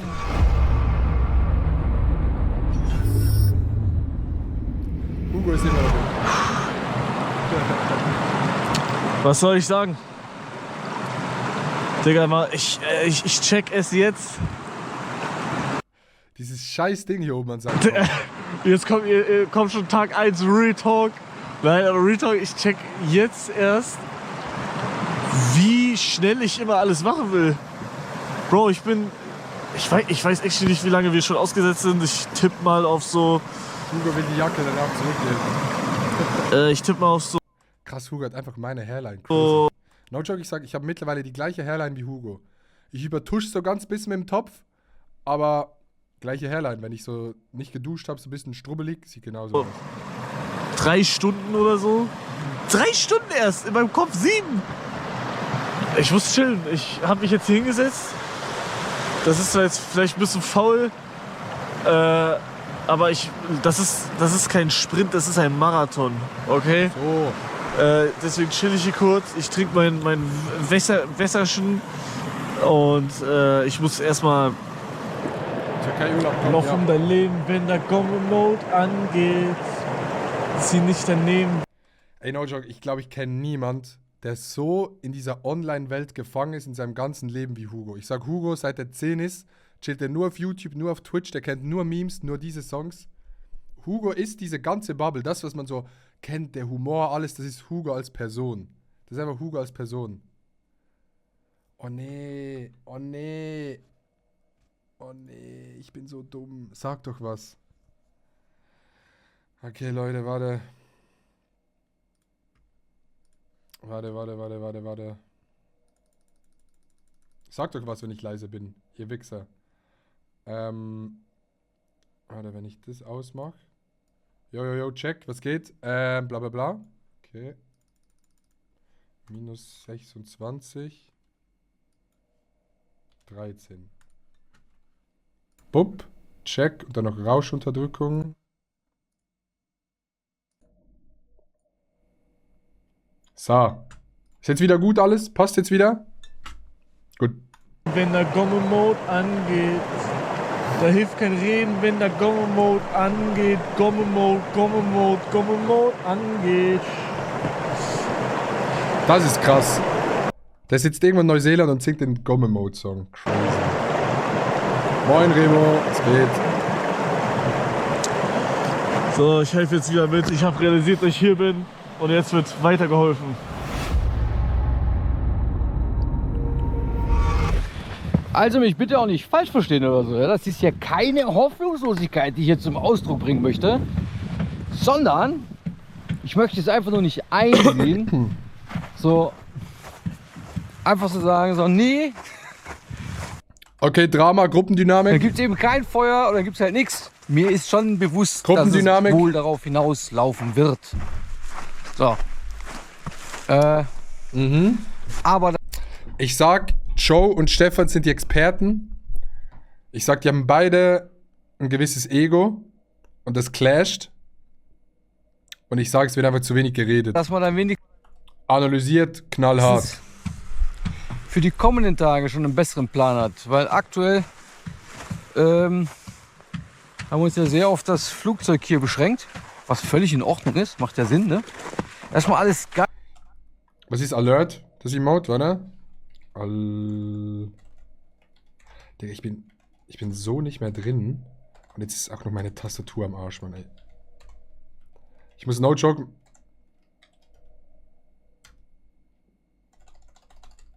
Ich muss no joke meinen ganzen PC, glaube ich, mal neu aufsetzen. Das ist vercrackt. Geil vorbereiten und dann Stück für Stück besser werden. Interessant. Ja, das Ding ist dicht genug. Jetzt müssen wir schauen, dass wir die anderen auch noch ein bisschen abpolstern. Weil wir haben hier eine Matte, Da kann einer zumindest drauf schlafen. Hier haben wir eine, aber die braucht unten noch Isolation zusätzlich. Okay, also willst du Also das jetzt alles auf einfach hier alles ausbreiten. Okay, würde ich vorschlagen. Nee, dort kommt die Feuerstelle hin. Also hier wirklich so dicht machen wie möglich, dann. Geil, wie Joey nix sagt und einfach nur am Rumkloppen ist. Also alles, was ihr an Grünzeug finden könnt, ausbreiten.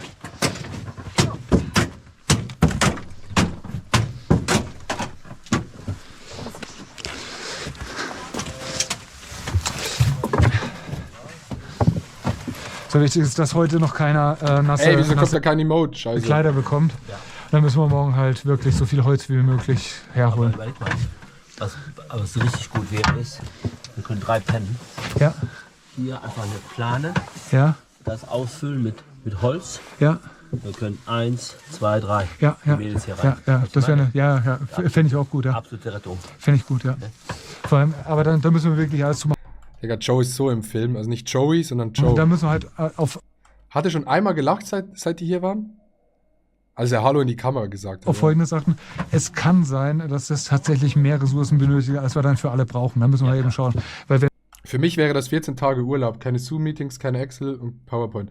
Ey, no joke, das ist das Geilste an Sam vs. Wild.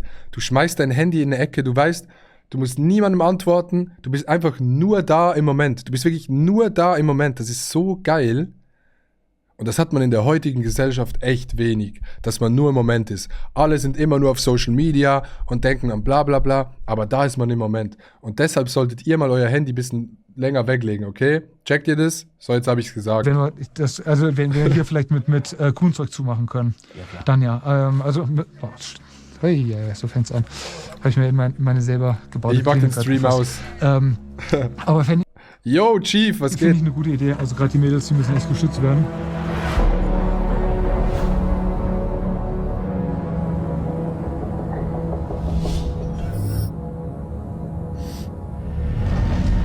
So, wir sind so alle am Machen und am Tun.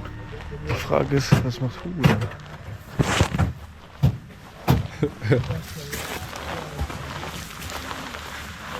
Was machst du da? Ich bin am Ackern. Das ist eine Schere. Nee, ne? Aber mach. Ohne uns Social Media Süchtigen gäb's keine Influencer. Ja, deshalb schmeiß das Handy nicht weg und bleib drin. No Guck joke. mal, wenn du so kleine öfter reißt, so. Dann kriegst Da hast du nur so kurz.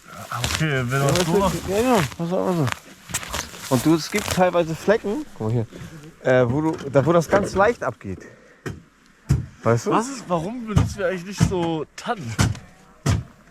Weil diese Tanne, das ist eine optische Täuschung, wenn du davor stehst, die Tanne ist ganz unten in der Schlucht. Oh. Ja. Aber da? Hugo und Uwe sind geil zusammen. Da ist er. Jetzt bin ich auf die Geschichten gespannt. Was hast du gemacht? Jetzt kracht's. Leute, jetzt kracht's. Gruppendynamik. Ja. Aber ich frage mich, ob die irgendwie schon vor der Aussetzung irgendwie so ein bisschen Spannung hatten. Weil das ist zu schnell. Das ist zu schnell. Feuer entfachen, Holz. Du hast geile Spots gefunden? Mit Fischen vielleicht. Müssen wir sich mal genauer anschauen. Ja. Also ich bin jetzt einmal von ganz hier unten über den Wald außen hoch bis ganz da hoch quasi. Das ist schon mal gut, auf jeden Fall die Umgebung zu kennen. Danke. Video ist asynchron. Matratzen rausgeholt, dass wir auf der Schulterzone, auf der großen Schulterzone Ist besser? Dr. Weezer. Ist besser?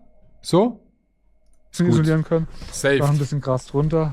Ich habe nur geschlossen und geöffnet, ist wieder gut. Ich check's nicht. Und zusammen mit den Schlafsäcken sollte es mehr schlecht als recht funktionieren, über die Nacht zu kommen. Die wird trotzdem sehr, sehr frisch werden. Also jetzt, wo die Sonne demnächst untergeht, wird's spannend. Ich will jetzt keine Panik machen, aber hier kondensiert und friert es gerade auf unseren Sachen. Ja, Hey, jo. also es wird frisch. Ey, jojo, ich will mal keine Panik machen, aber genau hier kondensiert's gerade. Chillt mal. Also es bildet sich gerade raureif auf den Schlafsäcken. Ich bin gespannt, wie es abends wird, weil man merkt, es ist jetzt sehr kühl. Mit Feuer. Feuer werden wir heute auch nicht machen, weil wir wollen Ja. die Fackel nicht verschwenden. Ja. Zur Erinnerung, im Flugzeug wurde eine Leuchtfackel gefunden. Unser Graspflücken nimmt langsam Form an. Joey weiß, wie man die Menge beruhigt. Wir bauen hier quasi unsere Isomatte. Ich meine, über die Art von Joey kann man sich streiten, aber es ist ja gut, dass er was sagt. Das ist ja schon mal, das ist ja positiv. Die Art kann man sich drüber streiten, aber ja. Unten kommt das Gras hin. Und drüber packen wir das hin, was wir so im Flieger alles auseinandergebaut haben. Was Kelly und Joe hier rausgerissen haben. Digga, Guck mal geil. hier, sieht ja schon nach was aus hier. Also no joke, das hier ist eine Emma-Matratze. Da müssen wir halt überall noch Folie drauf machen, weil das alles mit ist. Hammer wäre echt nochmal ein Dach, ey. Da brauchen wir gar nicht, oder? Ja, heute noch nicht. Wie ist bei dir so energiemäßig? Digga, bei mir, ich glaube nicht wegen, also körperlich ja, ein bisschen, aber Digga, Jetlag ist bei mir tot, Alter. Dann geh mal Jetlag-mäßig einmal kurz vom Polster runter, dann kannst du mal rausschneiden. Geh mal Jetlag-mäßig kurz vom Polster runter. Ist das dumm.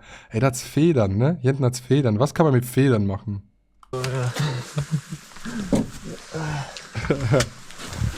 Joe, wir haben noch die 2 Decken hier. Ja. Aber ich glaube, die braucht derjenige, der den kleinsten Schlafsack hat. Weil der ist so super schlecht. Der ist so mega schlecht. Okay. Aber ist nur einer richtig scheiße?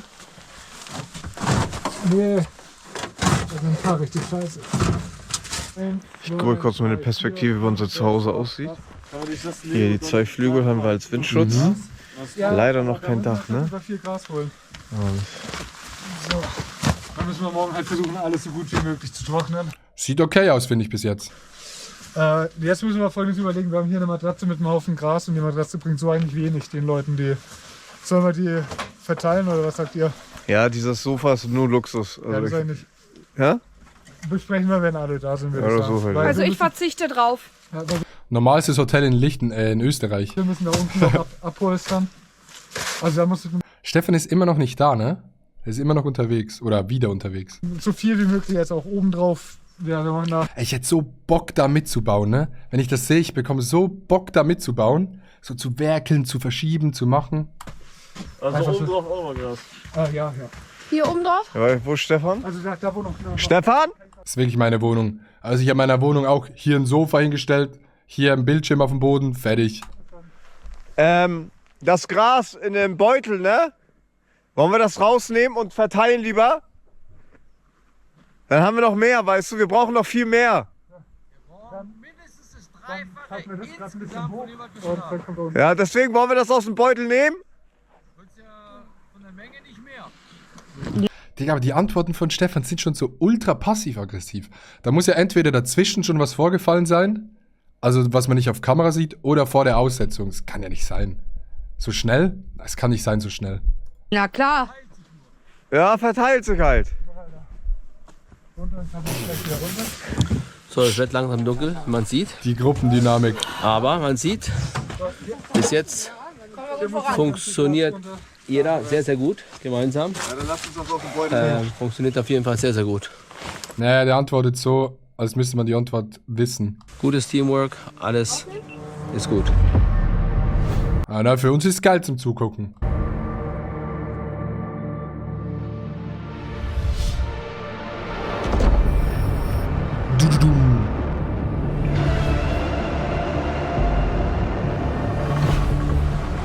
So, folgendes Problem. Wir wollen ja alle Gras sammeln. Also nicht Gras hier, ne? Ihr checkt. Guck mal, guckt euch das an. Alles mittlerweile gefroren und Arsch und Digga, ich dachte diese Staffel wird so Pussy-mäßig. Digga, ich hab zu meiner Mutter gesagt, ja, keine Sorge, wird Pussy-Staffel. Digga, leck Eier, das ist die härteste Scheißstaffel, die es gibt, Alter. Das ist so geil, wie Hugo redet. Das ist, ihr könnt euch nicht vorstellen, wie kalt es ist. Oder ich bin hier ich habe ein neuer Trikot an, ein 10 € dünnes T-Shirt, Thermounterwäsche, Wollpulli und Jacke. Und es ist trotzdem scheiße kalt. Ja, okay, neuer Trikot und T-Shirt ist jetzt... Warte, der hat ein Trikot von Manuel Neuer an. Ja. Was Aber egal, chillt alle Jungs. Er hat hier noch die Klammer. Er hat die noch, das hilft. ja. Gibt es hier noch was, wo man helfen kann oder so?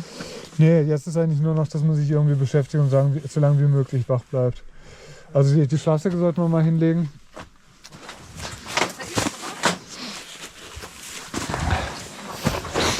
So, wir müssen noch bei den Schlafsäcken Folgendes überlegen. Es sind Kinderschlafsäcke dabei.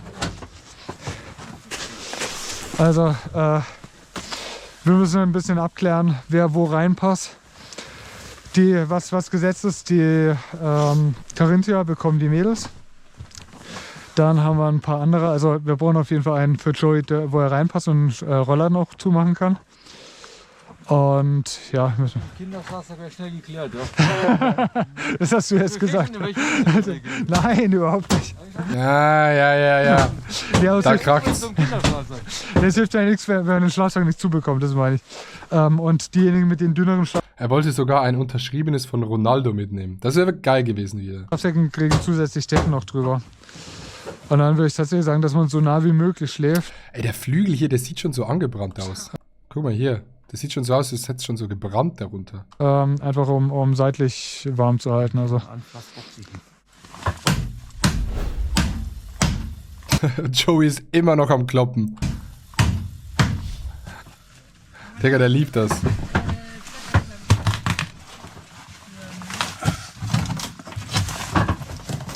Aber man hat warm, wenn man es macht. Ist eigentlich gut. Zwar keine Energie mehr am Tag 2, aber warm.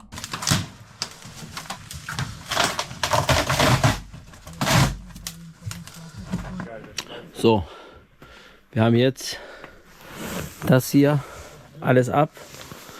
Da die Klappe aufgemacht. Da können 2 Leute drin pennen. Ist zwar eng, aber es geht. Es geht. Es geht auf jeden Fall.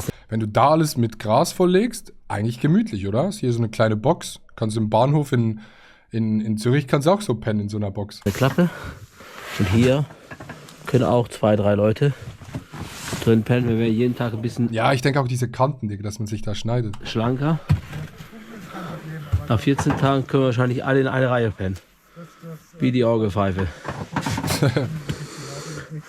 Wie die Orgelpfeife. Das kriegen wir auf jeden Fall dicht. 100%. Müssen wir was auffüllen mit irgendwelchen Materialien, aber das kriegen wir auch locker hin. Und wenn wir mit Erde das Ding auffüllen.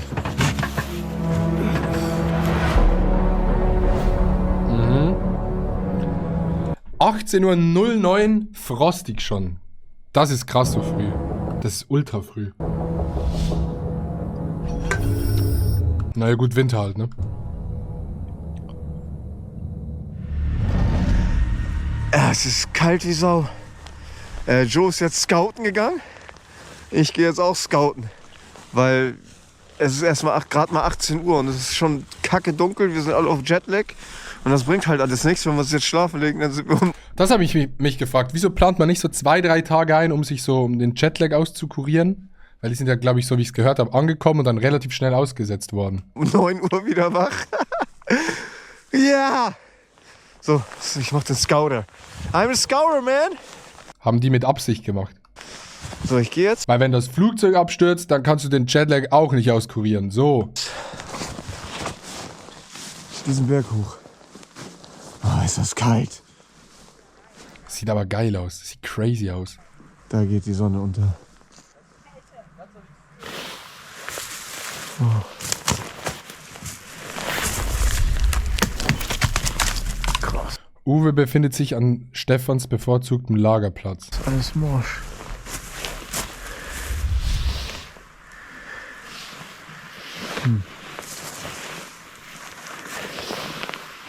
Wenn ich mal Regengeschütz war. Gar nix. In Minecraft hast du ja auch keine 3 Tage davor.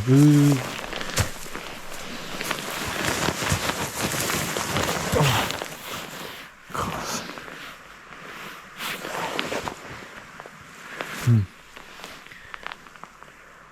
Von da bin ich gekommen. Ey, ich hätte Angst vor Dunkelheit im Wald. Ich habe einmal im Wald gepennt Nur mit so einem Schlafsack vor ein paar Jahren. Das war scary. Allein im Wald, dunkel, ist scary. Nicht, dass ich mich verlaufe hier. Oh, wer jetzt hier sich ganz Weil da kommt immer Slenderman um die Ecke. nach unten traut, aus dem Wasser.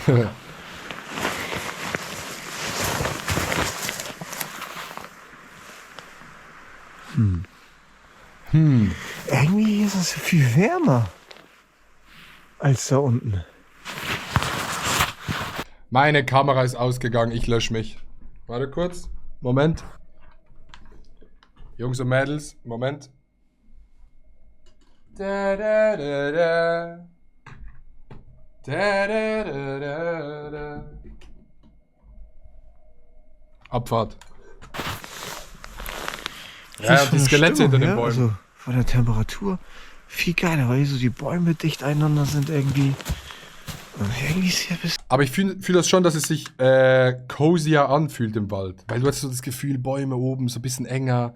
So vom Feeling, ich glaube für den Kopf einfach vor allem. Gemütlicher. Stell dir mal vor, hier kommt einer so mit so einer Maske einfach mal raus jetzt. Yeah. Ja, aber hier ist viel gemütlicher. Viel gemütlicher. Der große Vorteil jetzt, nachts unterwegs zu sein und zu suchen ist, dass man tatsächlich Störungen Dass man nix sieht. unmittelbar sieht. Also hier ist vor ganz kurzer Zeit ist hier was durchgelaufen. Das ist ganz frisch. Das heißt, wir haben hier wirklich Spuren und es gibt einige nachtaktive Tiere hier. Zu meiner Zeit hatte man noch vor Killer-Clowns Angst, Digga, das war eine Zeit. Ich hatte actually Angst vor denen dann. Ich hatte Angst, in die Stadt zu gehen, deswegen. Ja, vor allem Possums, mit ein bisschen Glück. Neuche wusste gar nicht, dass du streamst. Ey, ich wusste auch nicht, dass ich streame, aber anscheinend sitze ich jetzt hier. Ich hab's geschafft, einmal im halben Jahr zu streamen. Nee, ich komme wieder zurück. Ich komme wieder zurück ins Streaming-Game. Ich bin da. Füchse, immer wieder dieselben Spuren. Also die nehmen immer den gleichen Weg. Und deshalb lassen die sich relativ einfach auch 10. Comeback fangen mit Schlingen. Und man erkennt auch Kratzspuren an Bäumen, so Reviermarkierung. Und mit ein bisschen Glück sieht man die sogar in den Bäumen hängen. Das habe ich noch ganz gesehen. Ey, ich wollte Daily Streams während dem Zivildienst machen, aber das hat nicht geklappt. Ich kann natürlich auch relativ gut klettern. Ey, das zwar nicht, aber ich habe dafür jetzt dort eine Pflanze. Guck mal, wie schön die Pflanze ist. Kann ich da weg? Dann sieht man die Pflanze. Nee, man sieht die Pflanze nicht. Die ist wunderschön. Also, aber hier ist auf jeden Fall was durch. Und es war aber ein Hirsch. Das sieht so aus, als ob es, ja, das habe ich schon festgefroren. Das ist ein Hirschwechsel hier. Losung! Haben wir da Losung? Ich bin jetzt hier an den Fluss runter und hier ist er relativ breit und ich habe jetzt auch unseren toten Briefkasten entdeckt. Kurz zur Erklärung. Joe hat den Briefkasten Kurz zur Erklärung entdeckt. Dieser spielt eine besondere Rolle in Staffel 4 und hat zwei wesentliche Funktionen. Erstens können die Teilnehmer hier ihre vollen Speicherkarten und defekte Technik abgeben. Zweitens werde ich im Laufe der Zeit in diesem Briefkasten Funksprüche platzieren. Diese geben Hinweise auf in der Region... Ey, Digga, ich sehe nicht aus wie Papa Plattes linkes Arschhaar. Ich sehe aus wie Adi Totoro, denn jeder Mensch ist einzigartig, so wie er ist in der Form, wie er lebt und wie er sich bewegt und was er macht. befindliche Gepäckstücke, die im Szenario beim Flugzeugabsturz verstreut wurden. Ein Hirschgeweih drauf. Hier ist alles voll mit Hirschen. Also man sieht überall die Hirschspuren. Zum Glück hört man nicht, wenn der Heli beim Briefkasten landet. Nee.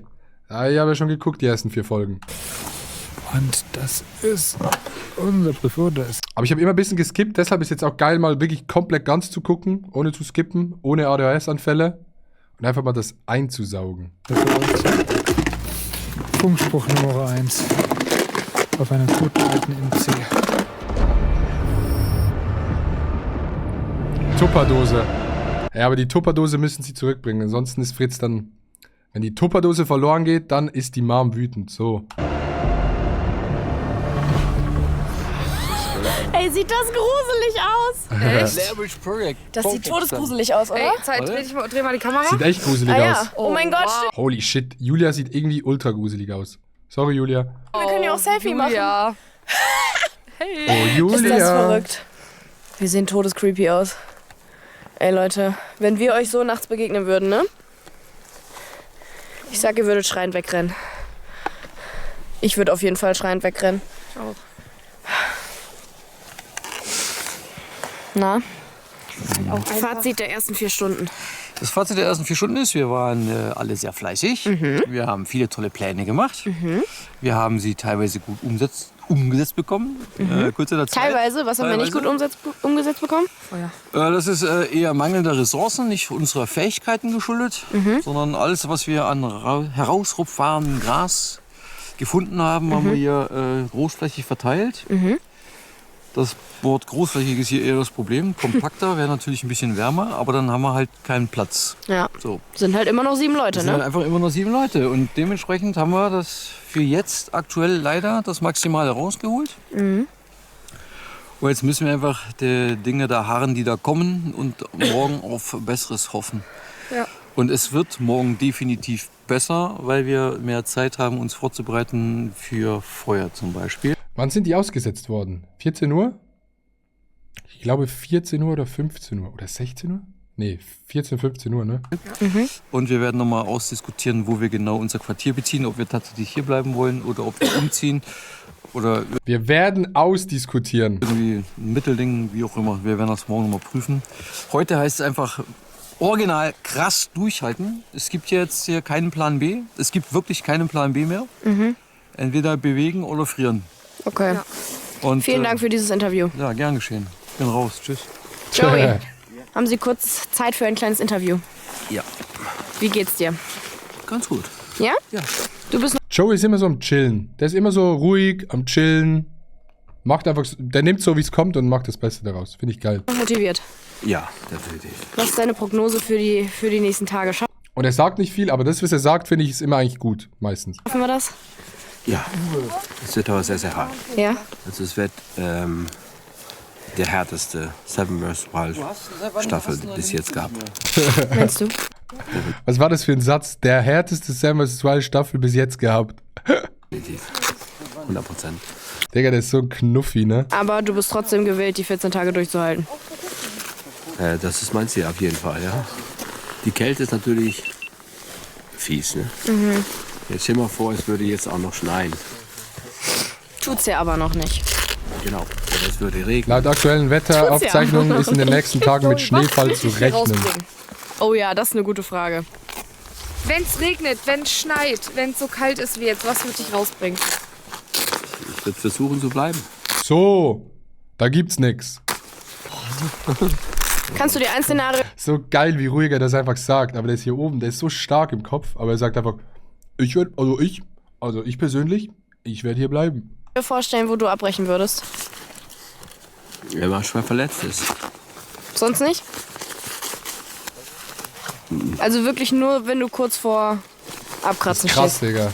Ich glaube schon, also. Der hat so ein Mindset. Aber ist wichtig, glaube ich. Oder I guess. Zumindest habe ich das jetzt in den letzten 25 Jahren, weil alle, sag ich mal, Geschichten, die ich gemacht habe, habe ich die alle zu Ende gebracht. Das wäre kein guter Anfang, wenn ich jetzt hier abbrechen würde. Das wäre nicht gut. Geil. So, ich bin aus meiner kleinen Expedition zurück. Was macht Hugo?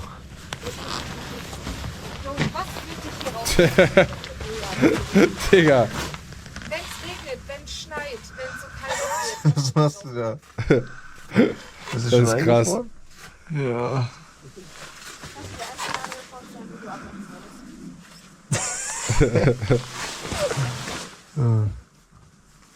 Komm los, dich bewegen, das bringt nichts, Digga.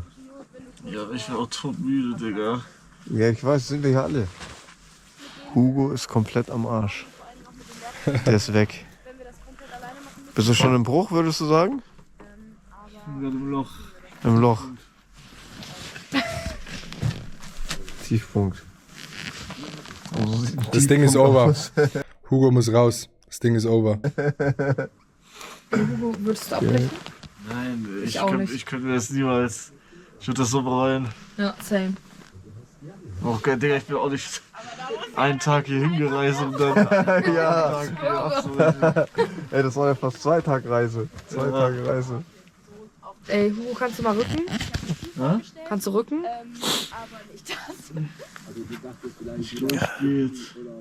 Ja, beweg dich mal ein bisschen, glaub mir, das ist gut. Ich hab auch Hunger. Ich finde Uwe aber geil. Uwe ist so positiv immer. So gut drauf, fühle ich. Also. Ich mache jetzt 5 Minuten Pause, dann gehe ich auch einmal hoch und einmal runter. Uwe ist wie so der Vater von Hugo. Und so wird mein, Der Vater und der Sohn. das wird mein Abend sein. Digga, habt ihr auch so einen Handygriff? Was? Dass ihr euch ans Handy greift? Also ich habe nee, jetzt also so- 3-mal wollte ich mein Handy zucken. Echt? Krass, kannst du sehen, Alter, heftig. Boah, bei Das ist mir krass. fehlt die Zigarette. Als wir Gras gezupft haben, wollte ich halt Red Bull holen, ne? Aber das war so, ich hatte einen Red Bull Griff. Digga, er sagt, hier ist kalt. Ich schwöre dir, ist viel wärmer. Echt? Ja. Geil. Also, an unserer Stelle hätte ich das direkt zugebaut Ja, das hätte ich auch zu Anfang gemacht. Ne? und hier gepennt. Da wollte ich ja so machen, hier vorne oben alles zu. Ja, aber ich sag ganz ehrlich, auf diese 2 Grad, die es dort drin Wärme ist, kommt es, glaube ich, nicht drauf an. Sage ich hier aus meinem Zimmer, wo es warm ist. Aber sage ich jetzt einfach mal. Aber es war noch zu klein, dann musstest du erstmal stundenlang alles ausbauen. Aber ist doch scheißegal, Alter. Einmal alles rum. Digga, ganz ehrlich, hier ist es allein schon viel wärmer, wenn du dich so hinlegst. Digga, beste Leben.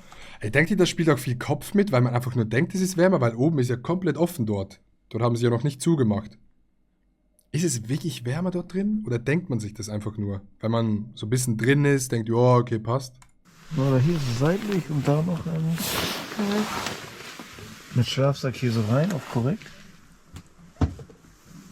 Auf korrekt? Boah, dachtest du ehrlich, es wird so schwer? In der Kälte hätte ich jetzt nicht so gedacht. Ich auch nicht. Ich bin müde geworden. Meinst du, kann ich mal so kurz einen Powernap machen? So auf korrekt, weißt du? Da ist ja geschützt, ja, aber das ist ja überall offen noch. Also, wenn es nur 10 km/h Wind hat, ist es ja genau gleich kalt. I guess. Nee. Ich bin ja noch nicht so lange mit uns zusammen. Irgendwie zieht das hier überall durch.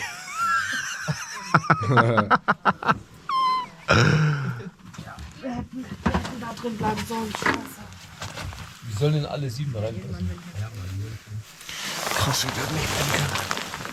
Ich realisiere das gerade, dass ich am Arsch bin. Ich realisiere das gerade. Dass ich einfach am Arsch bin. Das ist so geil, dass Uwe so eine gute Stimmung hat. Das ist so wichtig. Ich sag, das ist so wichtig, auch wenn es dir scheiße geht. Du musst einfach eine gute Stimmung haben. Das hilft so krass. Weil wenn du einmal in dieses Loch reinfällst, dann ist Game Over, dann ist scheiße. Krass, ne? Die Realisation ist echt. Ich gehe hier gerade hoch.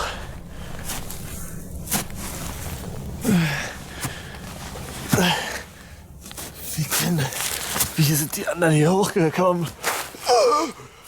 Wie sind die anderen hier hochgekommen?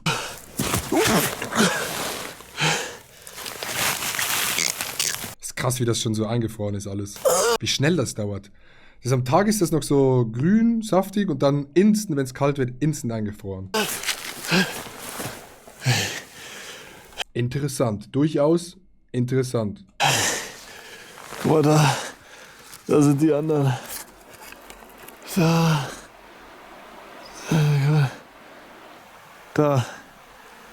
Seht ihr das? Wer ist das?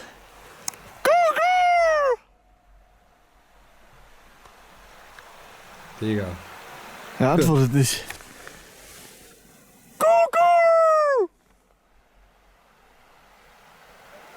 Joe. Okay, es ist Joe. Er hat irgendwas gesagt, ich habe es nicht verstanden. Also Classic Joe-Moment. Spaß natürlich, ne? Hast du irgendwas gefunden? Den Briefkasten. Echt? Ja. Ist der so weit weg? Der ist da unten. Halt deine Fresse. Ja. Kassette und Batterien. War eine Kassette drin? Ja. Oh mein Gott. Geil, Content. Oh. Wir gerade haben einfach Ja. Was? Egal, da sind Es klingt so, als wäre etwas Krasses passiert. die. Habt ihr uns was mitgebracht? Was denn? Ah, Funkspruch! Ja, kommt her! Ja. Hugo hat gerade Wahrscheinlich waren die beim runtergerufen, dass er eine Kassette für uns gefunden hat, der Funkspruch. Ja, komm her, lass anhören! Kassette? Hat Joe. War beim Briefkasten oder was? Ja. Ich hoffe, da ist jetzt eine Videobotschaft, wie zum Beispiel, Digga, ein Feuerzeug ist da und da. Bruder, und dann würde ich mich selber anzünden, also. Junge Sandra! Ja, ihr könntet, ich schwöre, ich würde so lange brennen für euch. Hol mal den den Rekorder. Ich würde so lange brennen für euch. Muss hier irgendwo sein. Welchen Rekord? Der ist da drin, oder? Du schaust den Koffer. Diese Sounds sind so satisfying von der GoPro.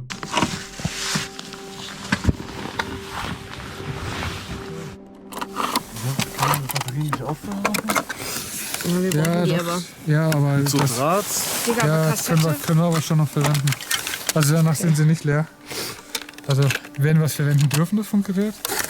Ja, hat uns keiner gesagt. Aber ist richtige Seite? Ja. Oh mein Gott, ich bin nervös. Geil. Oh mein Gott, Leute. Funkspruch 1.